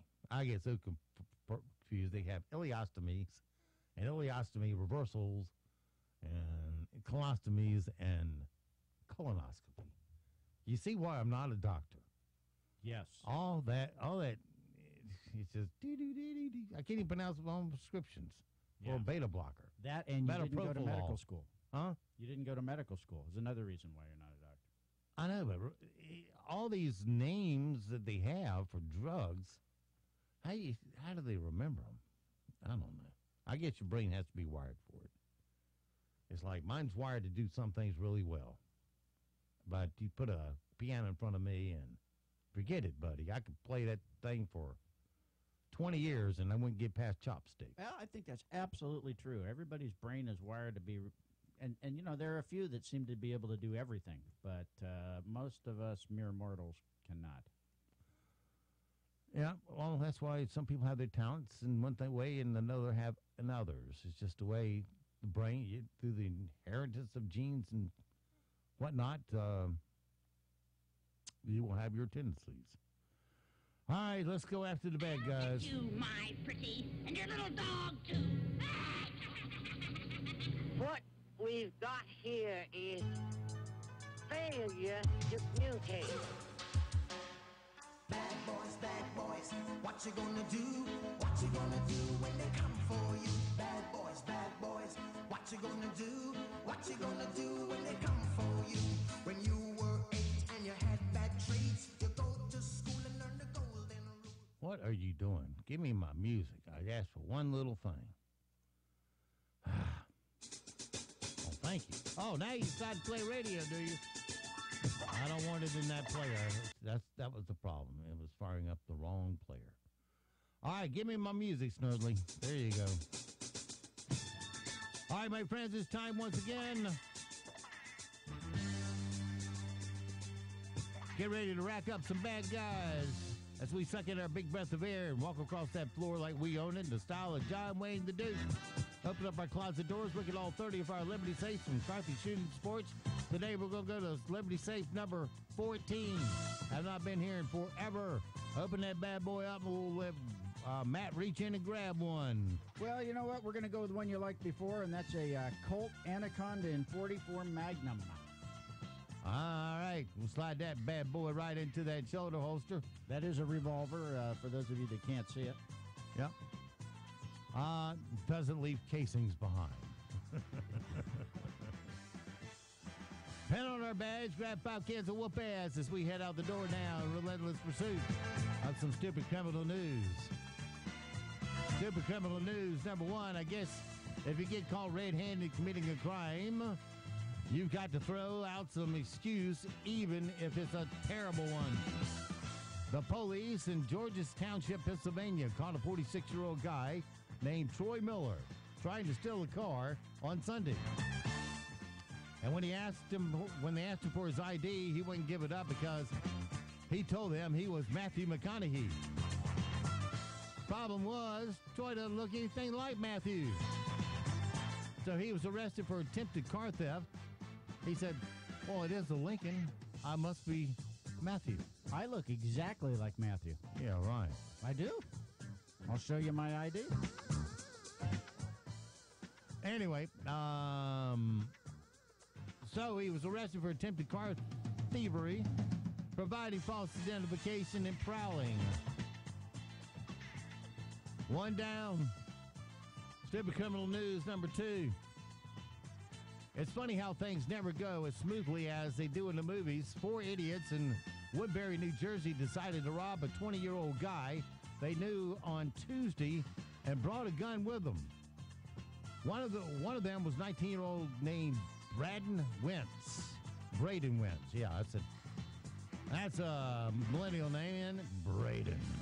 Anyway, he's one of the ones who brought the gun, and when the guy they were robbing didn't cooperate, he tried to pistol whip him and hit him over the head with the gun. But unfortunately for Braden, the gun went off and hit the guy. And when he hit the guy's head, and he accidentally shot himself right through the hand. The police showed up as they were leaving and pulled them over nearby. Braden and the victim both had to go to the hospital, but he'll be okay. Don't know about their hand. They're facing a whole lot of charges, including robbery, aggravated assault, so forth and so on. And so it goes for this Friday. Have yourself a great, safe weekend. We'll see you back bright and early Monday for a Mundane Monday. Until then, be sure to support all the mom and pop businesses you hear on our airwaves because they are the backbone of our economy here in Moore County. Your money will stay here, roll over, and create jobs. And don't forget, millions of Americans have fought and they have died to give and protect the freedoms that you get to enjoy today. Live today worthy of their and their family's sacrifice. I'm Steve Leader Adams, the Leader Man, and Nick and Colt the dog. We'll all see you at 2 o'clock this afternoon at the hot, steamy dog park. And I'm Matt Horsey with a quote from author Terry Pratchett. Wisdom comes from experience. Experience is often a result of the lack of wisdom. Stay tuned for Chris Plant, then Rush Limbaugh at noon, Hannity at 3, and Levin at 6. Join the conversation and like us at facebook.com/WEEB990. We'll be back on Monday at 7 for Mornings with the Leader Man right here on Talk 97.3 FM and 990 AM WEEB. When I come back, you'd better be laughing. So, what have we learned? Heck, I don't know. But this is one crazy show. Bye now. Cut! That's it. Go home, everybody. None of this ever happened. Well, y'all come back now, you hear? I think we're through here. Yeah, man. Thank you very much, man. That's pretty much all I got, man. Okay, class dismissed. Rock on! Well, let me tell you something. Everything comes to an end. 97.3 FM and 990 AM. WEEB, Southern Pines, Pinehurst, Aberdeen. And on the web at talk973.com. News this hour from townhall.com. I'm Rich Thomason. Florida Governor Rick Scott unveils his new school safety plan later today. It comes in the aftermath of the Parkland High School massacre. Stoneman Douglas High reopens to staffers today. Students return next week. A Florida deputy who was supposed to be guarding the school has left his job under fire. For days, there has been no answer about what the school resource officer was doing as people were gunned down inside Stoneman Douglas High School. Sheriff Scott Israel says surveillance video has answered the question. Arrive at the west side of Building 12, take up a position, and he never went in. Israel says he's sickened by what Deputy Scott Peterson didn't do. Went in, addressed the killer, killed the killer. 2 other deputies are under investigation because they handled dozens of threats and complaint calls to the gunman's home but did not escalate the police response. I'm Jackie Quinn. President Trump makes a return visit to the Conservative Political Action Conference today. He spoke there last year, will do so again later today. Baseless and unfounded. That's how Missouri Governor Eric Greitens' attorney describes a felony invasion of privacy charge against his client. Eric is absolutely innocent of these charges. Greitens' lawyer Edward Dowd telling KMOV-TV he'll file a motion to dismiss. The governor allegedly took a compromising photo of a woman with whom he had had an affair in 2015. Greitens says he did make a mistake, but insists that he committed no crime. Special counsel Robert Mueller filing new charges, bank fraud, tax evasion against former Trump campaign officials Paul Manafort and Rick Gates. It's on top of the previous charge of money laundering in the Russia probe.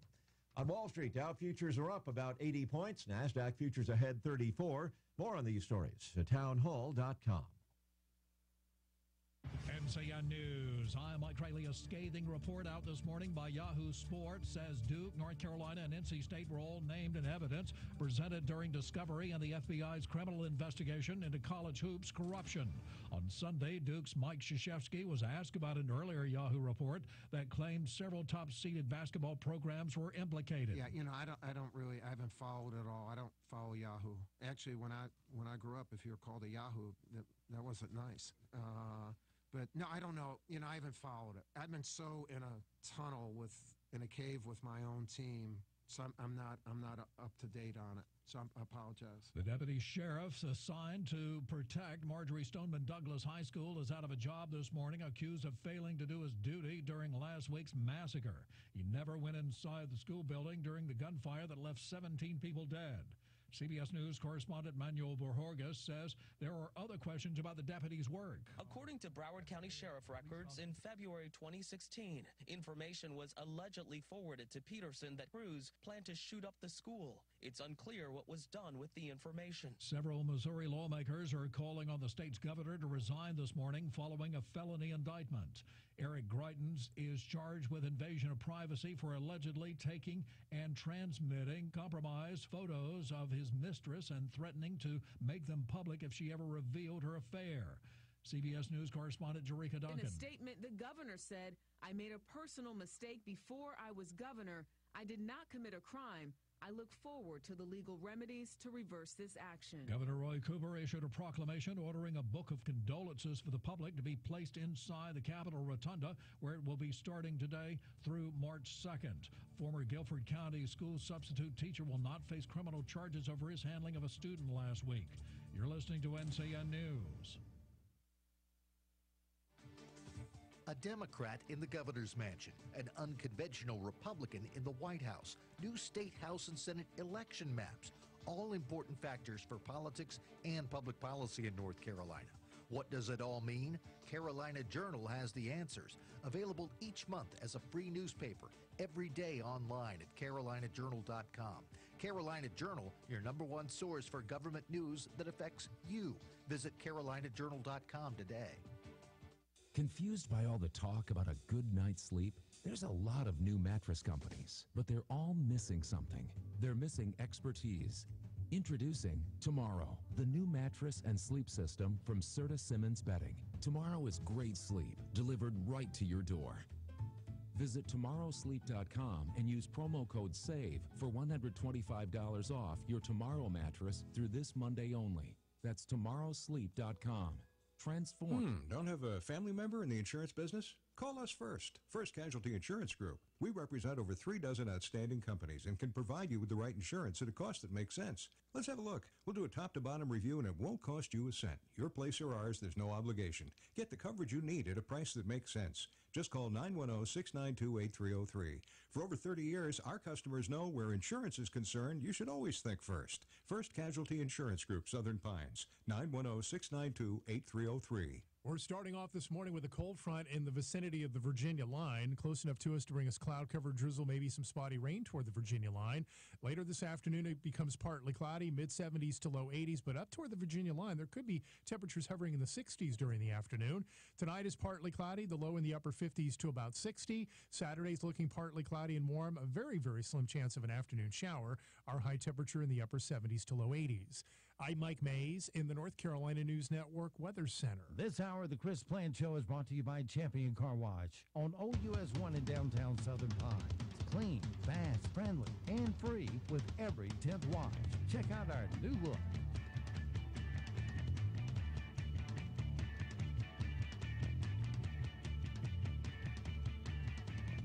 Well, all right. Well, if everything were just going perfectly, what would we have to talk about? Honestly, you think things are just going to work well all the time?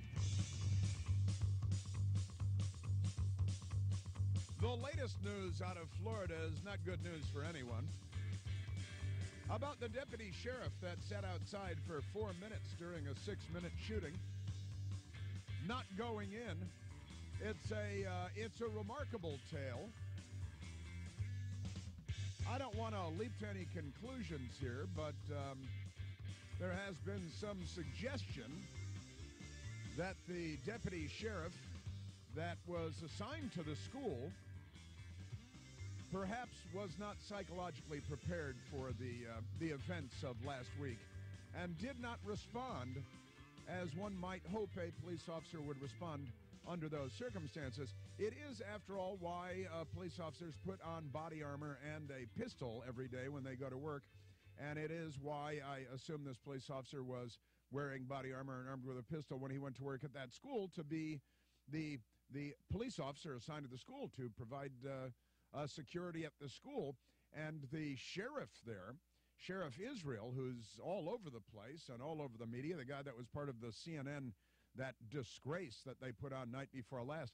By the way, there are Facebook pages. There's one Facebook page in particular that is populated by former CNN people, reporters and producers, and they are very, very excited, very impressed with CNN for doing such a great job night before last on this retired CNN Facebook page. Proud of my network for pulling off that lynching from the Middle Ages night before last. Absolutely crazy. But the sheriff's deputy did not go into the school when the shooting was happening, or at least for 4 minutes. The event lasted apparently for 6 minutes, and I'm not clear where the extra 2 minutes go, whether it took him 2 minutes to get to the building and then he took up position outside the school for 4 minutes while the gunman completed his dirty work, and then he went inside, or whether he went inside 4 minutes into the shooting while there was still 2 minutes of shooting taking place. That was not made clear in the press conference that I saw with Sheriff Israel down there. Sheriff Israel, again, keep in mind, is the guy that CNN invited on to help turn the event of night before last into a Democratic Party rally, a Get Out the Vote rally, a Vote Democrat rally, with cheering throngs of teenagers who are apparently the new intellectual leaders of the Democratic Party. So that was a remarkable development that we got yesterday. And I tell you, I'd love to hear from police officers, not just police officers this morning, but I'd love to hear from police officers on this and how police officers are responding and what kind of conversations police officers are having today and last night at work, at home, upon hearing the news that the deputy sheriff, whose name has been given out and everything, and he is, this is a fascinating story. His name is Scott Peterson, you know, like Scott and Lacey Peterson. Remember the Scott Peterson, Lacey Peterson murdered his pregnant wife thing, that creepy guy in California. The deputy sheriff's name is Scott Peterson. When it was discovered, apparently by watching the surveillance video many days after the event itself, it was learned that the deputy assigned to the school, Deputy Scott Peterson, did not go inside the school for 4 minutes while the shooting was going on. Now, I could start the clock ticking and tick off 4 minutes.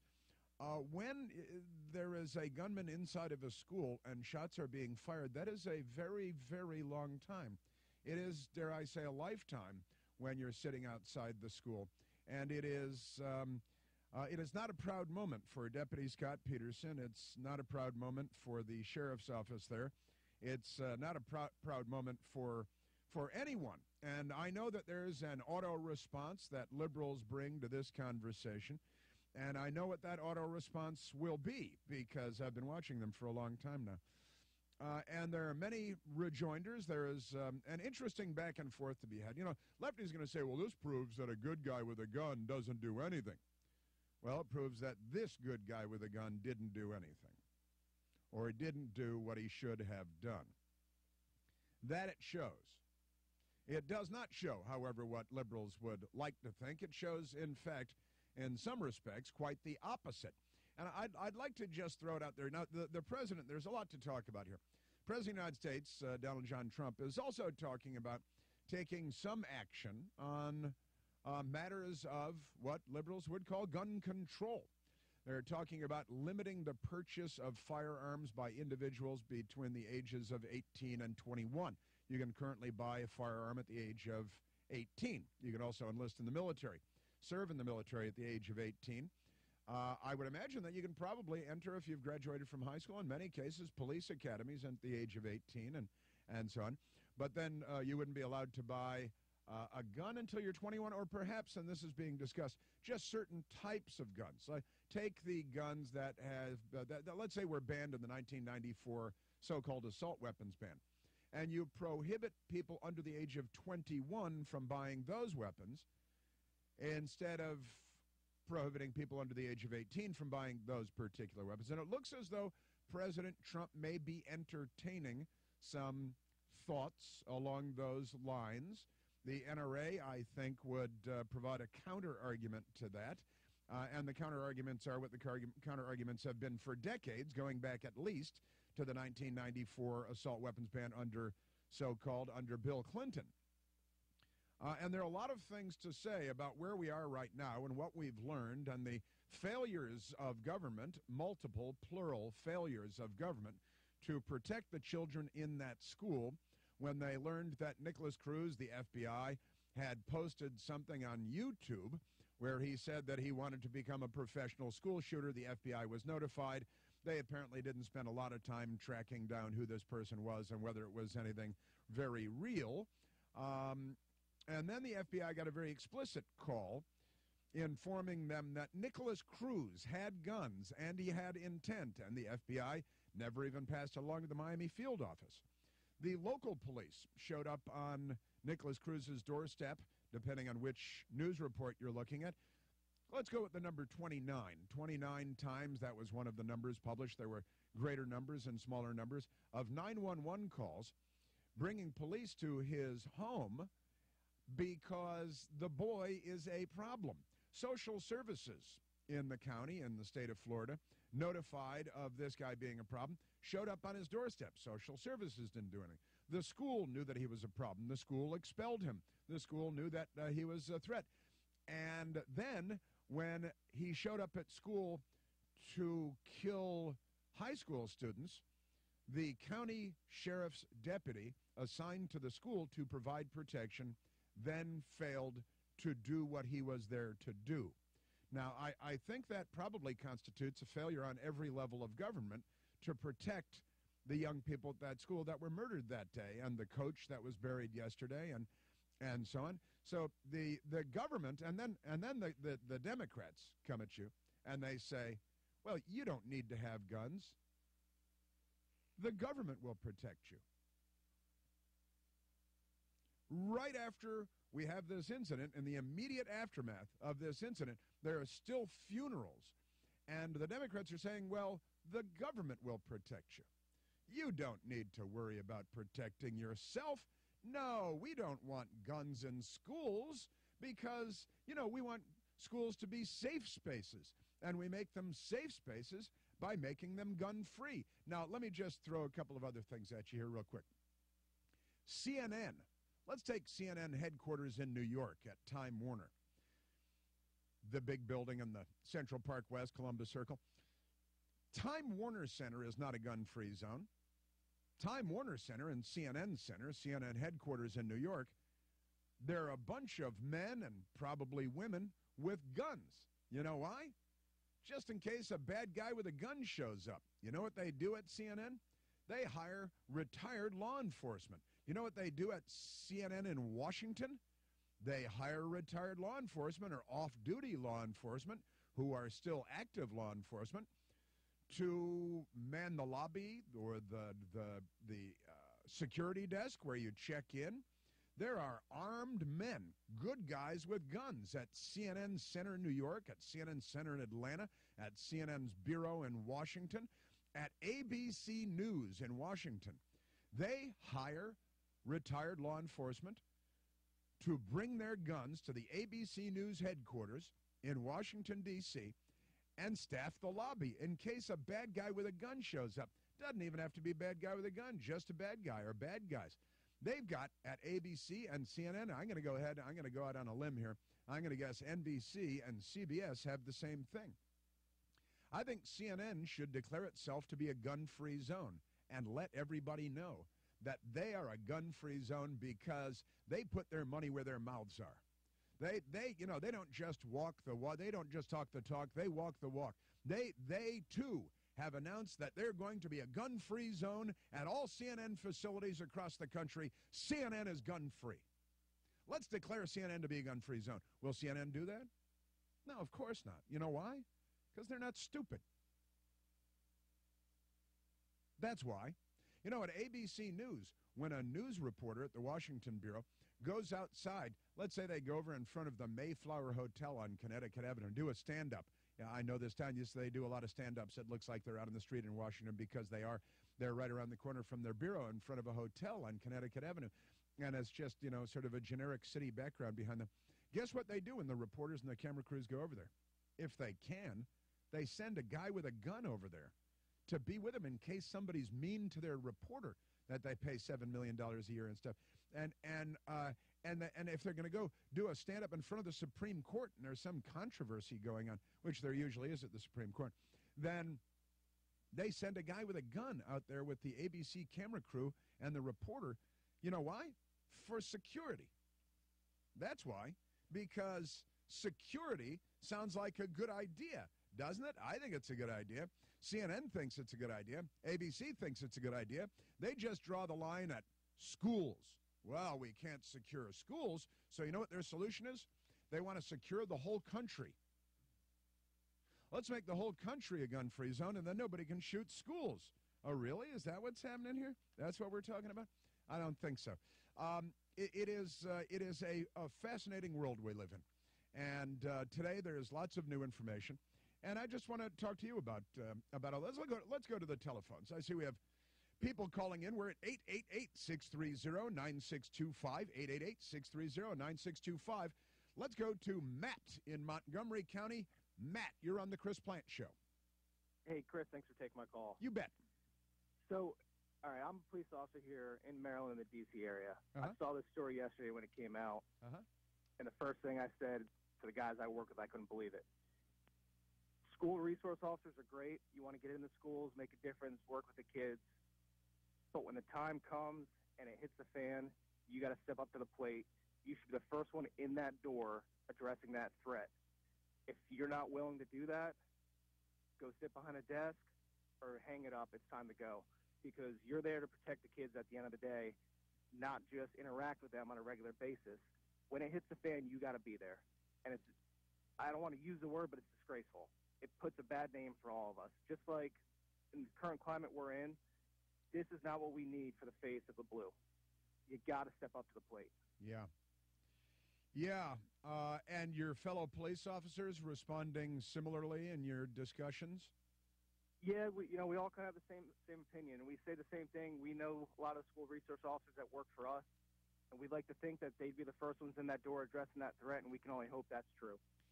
Now, do you is there a habit of kind of picking roly-poly officer friendly to be the school resource officer so he's not intimidating to the children and the administrators and wants to keep everybody smiling and happy? Is it, on the glide slope to retirement kind of job, or what? I don't know that roly-poly is the right word for it. I do think some of those officers, whether they need a break from the road or they're looking for something different. And I don't know that it's necessarily the most sought-after spots when they open on the department. It definitely takes a certain person to be able to deal with the kids, especially at the high school level, day in and day out. Yeah. Me personally, I don't know that I could do that, but I do know if I was there and those shots started coming out, I'm heading right to it. Yeah. That's sort of the job. It's the bad part of the job, but it's also the job, right? It's exactly. To run toward the gunfire. You can't be on the job. Yeah, the job is not to crouch outside the door. And I don't mean to slam this guy. I mean, he's having, I can only imagine where his head is. In fact, here's something, Matt. There are multiple sheriff's deputies down there guarding Deputy Scott Peterson's house right now. There are more deputies guarding his house than there were guarding the school. Yeah, and I'm sure there are plenty of people that are looking to get to him at this point. I have no doubt with all of the look, I'm all for this guy should be on suicide watch. It's a horrible circumstance. I do, but at the same rate, you had a job to do, and you failed. Yeah. You had a job to protect those kids, and you failed. You know what? You may not have been able to stop everything that happened down there, but you got to at least make an effort and try. Yeah, you were the guy in the position, and that's the job, and that's why we're saluting you, Matt. It's easier said than done. Absolutely, and when it hits the fan, nobody knows how they're going to respond. It's an AR-15. It's bam, bam, bam, bam. He's got a 9mm probably, and I understand. Yeah, that's when you got to hope that your training kicks in and takes over that normal conscious mind that most of us have.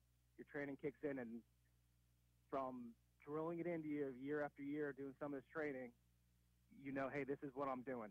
Yeah. And you're going right to it, and you're going to do what you can. That's right. Human nature is to flee, obviously. I mean, and every instinct in your body will tell you to do that. Yeah, yet you have to go toward the gunfire. Matt, saluting you, my friend. Thank you. Thank you, Chris. Have a good day. You bet. Don't you hope that you never fall victim to identity theft? Well, sadly, hope is not actually a strategy. You should take advantage of the most comprehensive identity protection available to the public today. That's My ID Care. My ID Care offers you and your family best-in-class service. They used to cover only Fortune 500 companies, huge corporations, but Their service is now available to you and me, the public. Credit freezes just aren't enough. They don't protect against tax fraud or other kinds of identity theft, but My ID Care covers you and your family for all 9 types of identity theft with highly personalized service.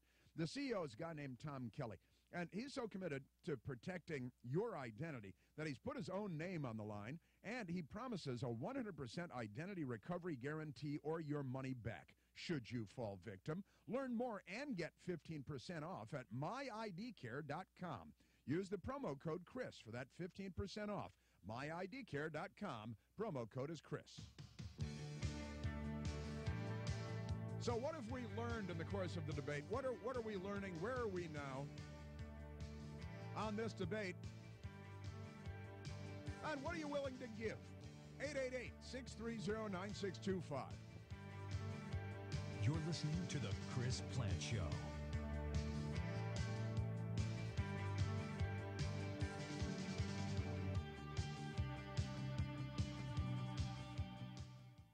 The March of Dimes and HCA Healthcare are committed to the best possible start for every baby.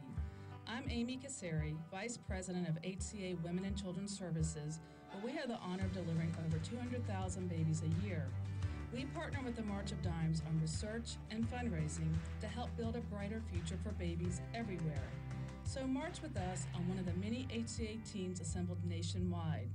Learn more at marchforbabies.org/HCA. Attention all authors. Page Publishing is looking for authors. Have you written a book and want to get it published? Page Publishing will get your book into bookstores and for sale online at Amazon, Apple iTunes, and other outlets. They handle all aspects of the publishing process for you. Printing, cover art, publicity, copyright, and editing. Call 800-501-3689 now for your free author submission kit. That's 800-501-3689 for your free author submission kit. Again, 800-501-3689. Diabetes, high blood pressure, anxiety meds, everyone's on them. If you're a 50-year-old male, maybe a bit beefy, or even with type 2 diabetes, $1 million of term insurance may only cost you about $200 a month. Affordable term life insurance is out there. Call Term Provider and speak with Big Lou at 800-481-1458, 800-481-1458, or visit biglou.com. Remember, Big Lou's like you. He's on meds, too. Does getting something flavorful and balanced on the table feel like a chore? Let HelloFresh take care of meal planning so you can save time and have fun cooking and eating. Visit HelloFresh.com and choose what meals you want from an ever-changing and delicious menu. Then, let HelloFresh shop and deliver pre-measured ingredients with simple 30-minute recipes that require minimal cleanup and cost less than $10 a meal. Go to HelloFresh.com/try-now to get $30 off your first box. That's HelloFresh.com/try-now. The national debt is now over $20 trillion. What happens next? Rising inflation drops in the dollar's value. Some experts say another crash is coming. You can fight this, not with stocks or bonds, but with gold and silver coins in an IRA from Augusta Precious Metals. Call 855-858-5807 and learn how an IRA backed by physical gold and silver can hedge against inflation. Call Augusta Precious Metals right now at 855-858-5807 and get a free gold IRA guide. Call 855-858-5807. The March of Dimes and HCA Healthcare are committed to the best possible start for every baby. I'm Amy Casseri, Vice President of HCA Women and Children's Services, where we have the honor of delivering over 200,000 babies a year. We partner with the March of Dimes on research and fundraising to help build a brighter future for babies everywhere. So march with us on one of the many HCA teams assembled nationwide. Learn more at marchforbabies.org/HCA. Saving your money every morning from 6 to 7. It's the consumer's guru, Clark Howard, here on Talk 97.3 FM and 990 AM WEEB. Metaphorically speaking, who is driving your car? You or the daily stress that comes from living in this modern world? Meditation has been scientifically proven to be beneficial in treating stress and stress-related illnesses. Neurofeedback is a way to measure that process and improve your response to stress. Neurofeedback addresses a host of issues like ADD, anxiety, ADHD, chronic pain, depression, migraines, sleep disorders, and more. Wright Chiropractic offers neurofeedback as another tool in a host of powerful healing technologies. Take back the wheel and get on the straight road with neurofeedback. neurofeedback. Call Wright Chiropractic for a discussion on how the neurofeedback method can benefit you. Call 673-2225. Serving more people, more places, 24/7. If your AC breaks down, we'll restore your indoor heaven. Installation or repair, one call will be there. It's your family, don't delay. Comfort's just a call away. We're Comfort Services. Comfort Services.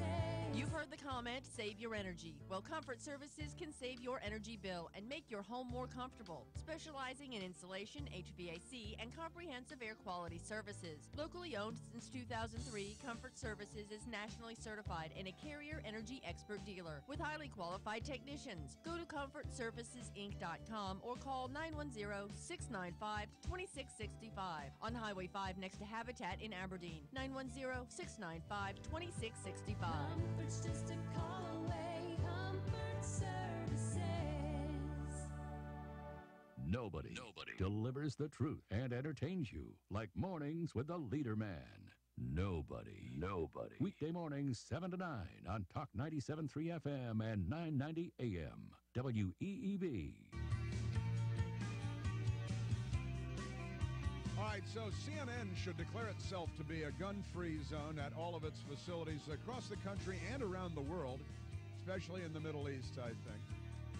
And their reporters and anchors should not use armed security when they go out to events. I think that's an arrangement that we need to come to. Now, my friend Jermaine, I was out with yesterday having a margarita. He had a great line coming up. This is the Chris Plant Show.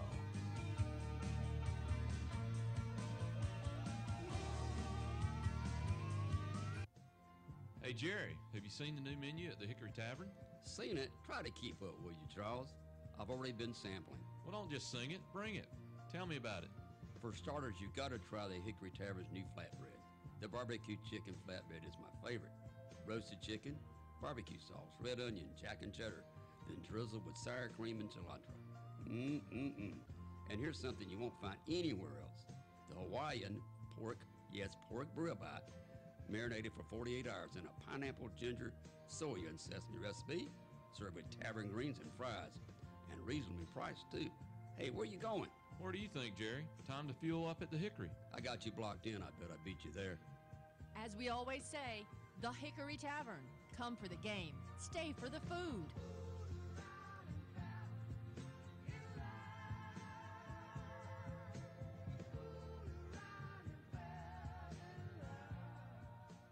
I'm an official sounding scientist, and I'm here for a comfort experiment. We're going to recreate the way your home heating system works in your car. Crank up your heat. Blast it at your face. Starting to break a sweat?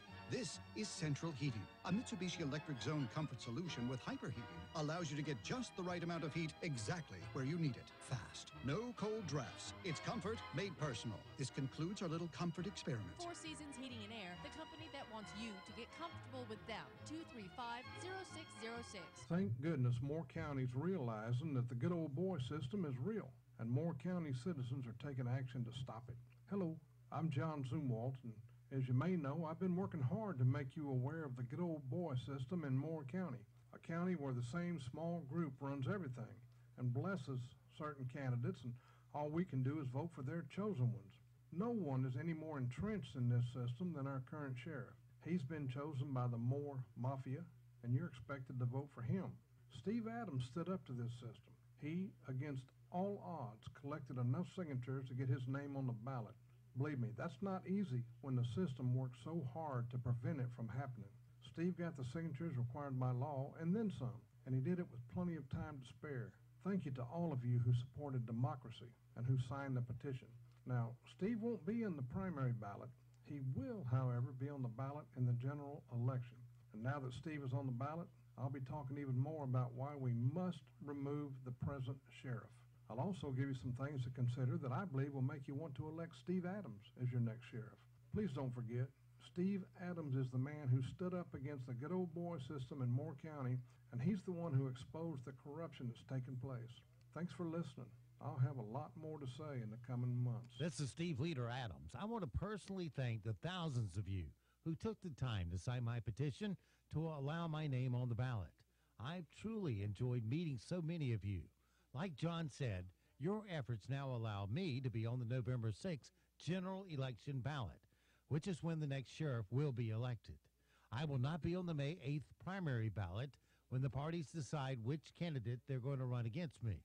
We have a lot to talk about between now and the November 6th general election, and I look forward to it.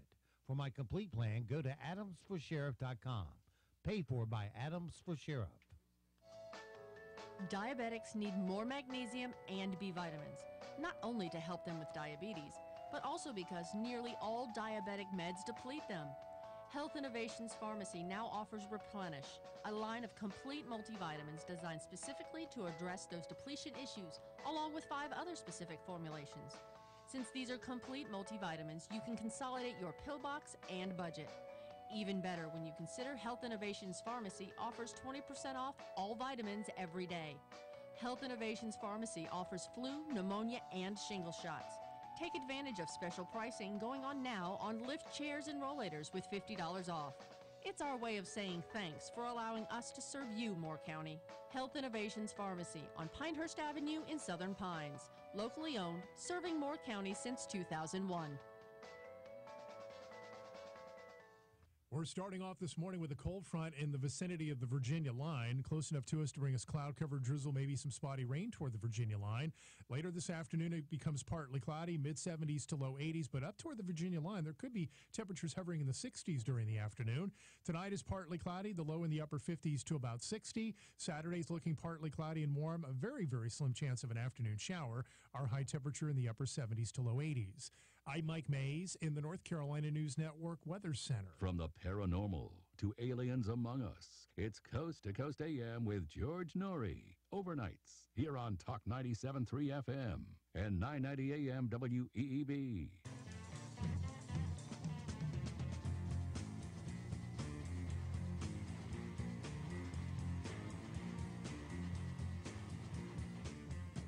Now, if it were not for illogic, liberals would demonstrate no logic at all on a whole range of issues, but I love the idea that just day before yesterday, I was reading Lawrence Tribe, the Harvard law professor, saying that we should give the vote to 16-year-olds. All right? And then Stephen Colbert, I played the audio yesterday, saying on his television show that no one over the age of 18 should be allowed to vote. Only people under the age of 18 should be allowed to vote. To the crowd going wild, woo, and woo. They say woo a lot. They said liberals say woo a lot. Conservatives don't woo a lot, not as much as liberals anyway. And so you shouldn't be allowed to vote if you're over 18. You should be allowed to vote if you're 16, but you shouldn't be allowed to own a firearm until you're 21. Now, the reason they want your vote is because your judgment is so good. And this is what we're hearing from the left this week, is that the new intellectual leadership of the Democratic Party is 16 years old, and they're following 16-year-olds where they don't know. But, you know, that's okay. In the land of the blind and all of that good stuff, the one-eyed man must be king. And the liberals are the land of the blind. So the 17-year-olds, the 16-year-olds, I guess, represent the one-eyed man who is king, and they're following him around. And also keep in mind, these are people we were making fun of a couple of weeks ago for being the generation that eats Tide Pods. Of course, so does Chuck Schumer. So maybe Chuck Schumer shouldn't have the vote either. They're eating Tide Pods, and the left wants to give them the vote and nobody else, but you can't have guns. Now, we trust your judgment so much that we want to give you the vote, but we don't trust your judgment enough to give you a gun. Because what's the vote, after all? And we give that to illegal aliens and everything. Now, again, out with my friend Jermaine yesterday, and we were having a margarita and eating some stuff. We got a couple of quesadillas and some chips and stuff. And we're hanging out. And we were talking about all this good stuff, and we were making fun of CNN and how CNN should be a gun-free zone, and ABC should become a gun-free zone, and should all become gun-free zones. And my friend Jermaine said, well, listen, you know, they call Trump Hitler all over the place. You know, Hitler took guns away from his political enemies, right? They had to turn in their guns. They went by and got their guns. Turn in your guns, Hitler. And they call Trump Hitler, and then they demand that Trump take your guns away. Well, if we've got Hitler in the White House, this is the very occasion, this is the very moment in history that the founders envisioned that the populace would have to be armed to resist a tyrannical government with our Hitler figure in the White House and the Oval Office. This is exactly the time that the populace needs to be armed, and the left is calling for the state to disarm the populace at a time when Hitler is in the White House. How does that make sense? And they say, hey, now that Hitler's in the White House, we should disarm. How does this make sense? None of this makes sense. It's utterly nonsensical, the liberal project. And for CNN to sit up there and piously and smugly and pompously call for people to turn in weapons and the ban on weapons while they're surrounded by armed security as they say these things, which is perfectly typical of the Democrats on Capitol Hill, like Dianne Feinstein, who used to pack a pistol herself, carry concealed when left-wing terror groups in California were threatening to murder her and her husband because, you know, they're left-wingers and they always threaten to murder people. And very often they do murder people wholesale, just by the way. But I just love this. Trump is Hitler. He should take away our guns. All right. Well, that makes sense to you. I guess you're probably a Hillary voter. You know what I mean? Yeah. Jake Tapper should promise that he will never go anywhere with armed security. When he's anchoring out in wherever, when doing their show from wherever, they should vow that they will not have any armed security. Since they're pushing to ensure that our schools do not have armed security, no security in schools. They say you're crazy if you want to put security in schools. You want to secure our schools? What, are you crazy? I mean, that makes a lot of sense, right? Sure, airports, train stations, banks, lotto centers, you know, whatever. Every place is secured except schools because liberals demand that there not be any guns around kids for safety reasons. Okay, makes a lot of sense. That's logic. And at the same time, let's be honest, what a lot of them want to do, and they occasionally admit it, is line item veto the Second Amendment, scratch the Second Amendment, outlaw guns in private hands, require turn-in programs like Australia. They cite Australia all the time. And then you ask them about it, and they say, well, I don't mean we should do what Australia did. I just cite Australia because I like Australia. And I said, it makes no sense, the debate. So what they want to do is they want to make the whole country a gun-free zone in order to secure the schools. Because it's worked so well in schools that they want to replicate the results nationwide. Now, isn't this their program? Because for schools, their approach is hide in the closet. I also think that President Trump, when he pulls together a plan, and they haven't pulled it together, but when they pull together a plan, and it's they have details. President was kind of going off the hip yesterday on a couple of items. But when he pulls it together, he should address the nation from the White House. And he should lay out what we've done in the past, what the Democrats are calling for, why it's idiocy, and what we should do that makes sense. And it should be a common sense speech that the overwhelming majority of Americans would, of course, not in agreement with, because obviously you secure the schools, as we've secured so many other locations. But for some reason, liberals don't want to secure schools. Makes a lot of sense. Worked so well in the schools, we want to make the whole country a gun-free zone. What they've done to secure schools, they want to bring directly to you. And to all of us. Thanks, libs. I think I'll take a pass on your offer, though. All right, let's go to the telephones. Let's go to Cecil in Montclair, Virginia, who's a SWAT officer. Cecil, you're on the Chris Plant Show. Morning, Chris. How's it going? Oh, it's great. Great, my friend. Thank you. Hey, the training for SWAT officers changed, like, right after Columbine. The stacking outside of the door, waiting for everybody to show up and then go in, that changed. That happened at Columbine, didn't it? Yeah, it was. Because you see all the pictures. The guys were waiting outside for the team to get there before they made their entry. That changed a long time ago. So it was, you hear gunfire, you grab your stick, you move to the sound of gunfire, and you eliminate the threat. That's it. Right. So why this guy did what he did, I don't know. Again, you said he should be on suicide watch. I agree, because he messed up. That was his one job. he messed up. Yeah. I mean, his whole career is defined by this 4-minute period.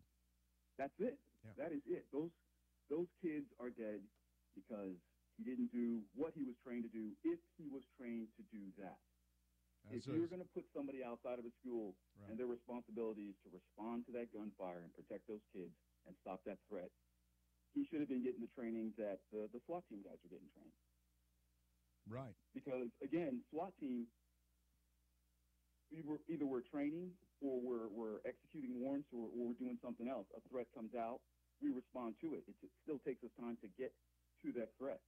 If you are the sheriff's deputy or the police officer that is closest to the threat, you have to know it's on you to do what we would do if we were there. You move to the sound of gunfire, you stop the threat, you protect life. That's the job. That's why you get out of bed in the morning. That's why you put all that stuff on your body. That's the job. It's the nightmare scenario. But when that moment happens, that's what you signed up for. Yeah, and it's a shame that happened to him. It's a shame that it happened to Broward County, but I mean, these guys, I keep hearing people say, well, take the guns out of schools, no guns in schools. They were just talking about it here in Virginia this morning. More guns in school aren't going to protect anybody. If we did what we did after 9/11, I had friends who left my department and went to the air marshals. After 9/11, we got hot on it. Why can't we do the same thing? You got fire service, military, retired law enforcement. You put together an air marshal style school. I mean, there was a lot of shooting involved. These guys are great shots, and you get them in the schools. They don't want uniforms? All right. Plain clothes, but you have people in the schools who can respond to these threats. Exactly right. I mean, the Air Marshal program, and that's in my notes, the Air Marshal model is a good model. I mean, you don't know who you don't know who it is, but the person's trained. They're there. They're armed, and they're ready to respond. And the students don't have to know who the air marshal, the school marshal is. Right. You don't know the air marshal when you're on the plane. That's right. But if something went down, there's an air marshal there to intervene. And air marshals don't intervene on everything. There are some things that they let the stewards and stewardesses or flight hosts, whatever the proper word is for them now, let them handle it. If there's a threat, there's not going to be any second guessing. An air marshal will be there to take care of business. Same thing in the schools. If these schools are worried about the privacy of the students, hey, I'm not here to bust you for your weed in your locker. You know, that's not the job of a federal school protective service officer or whatever you want to call it, or a school marshal. That's not his job. His or her job would be somebody starts shooting in school, you move to that threat, and you stop that threat. What do you now? Are you prior military also? Prior Marine. Marine. Well, you know, as the saying goes, you're a Marine, you're always a Marine. But Yeah. Prior service Marine, yeah. Yeah. Okay. And so you deployed. Yep. All right. And you're a combat veteran. Now you're a police officer. You're a SWAT officer. You're very highly trained. You're very capable. You're a head first, rush in kind of guy. You're in favor of, there are a menu of options available here in terms of solutions. You're in favor of training capable people and arming them and putting them in schools as a solution to this? Is that would that be fair to say? That is exactly what I'm saying. I mean, as a stopgap measure right now, you want to get qualified teachers who are, again, volunteers, spin them up, get them trained until you get this school marshal training done, and then get these guys in schools. If we're serious about it, we would just do it, just like 9/11. We did it. There was no question about, we don't have the money, who's going to buy the guns? All those silly little questions that I'm hearing, I'm like, kids are dying because we have people who are unstable. That's just it, because I have an M4, and I've been staring at my M4 since last Wednesday, and it has not jumped up and murdered my family. It's not the gun. It's the person who operates that firearm. That's who we have to worry about. And this kid was he was using semaphore and giving signals to everybody that he was not right, and the ball got dropped over and over and over, and he went in and he did the bad deed, and the good guys weren't there to stop him, and we need the good guys there with their guns to stop these bad people. Yeah. Yeah, and I'm not even capable of comprehending the counter argument to this. And you're right, yesterday at the White House briefing, reporters were dogging the White House spokesman, Raj Shah, yesterday, who was in for Sarah Huckabee Sanders, about the cost. Well, what were those costs? There are estimates that say it might cost $500 million a year. And they're expressing shock in their voices and in their eyes, on their faces. You could see $500 million. This is an outrage. I think that might have been Michelle Obama's travel budget while she was First Lady, or her staff budget. But it is, and I think if I had been the White House spokesman, one of the many reasons I'm not the White House spokesman, I think I would have responded by saying, well, we give $500 million to Planned Parenthood. Hey, you see, I was going to say the same exact thing because I found the money. I found it for him. Right. The money that we were going to give to Pakistan, and Pakistan told us to pound sand.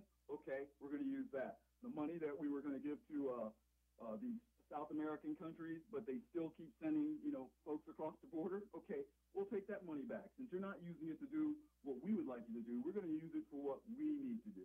Right. And I just, I love the idea of saying, all right, we need $500 million to make our children safe in school. We'll take it from Planned Parenthood. Because then we're keeping children safe all over. And watch the Democrats. Well, the Democrats would use it to kill the kids. Let's use it to save the kids. Yeah, it'd be a great political move by the White House to say, we'll take the money from Planned Parenthood, because the money to Planned Parenthood violates the so-called Hyde Amendment anyway, which is just window dressing. It's a joke. The Hyde Amendment is supposed to prohibit tax money going to abortion. But we give $500 million to the number one abortion provider in the country, and we just say, yeah, but don't use it for anything but keeping the lights on and painting lines in the parking lot. And they say, okay, and then we pretend that we're all square with that. And it's completely absurd. But let's take that money and move it over and protect the kids in schools. What do you say, Democrats? Come on, let's go with that. And, they would rather burn the city down than accept that as a proposition. We know that. This could be done right away. Right away.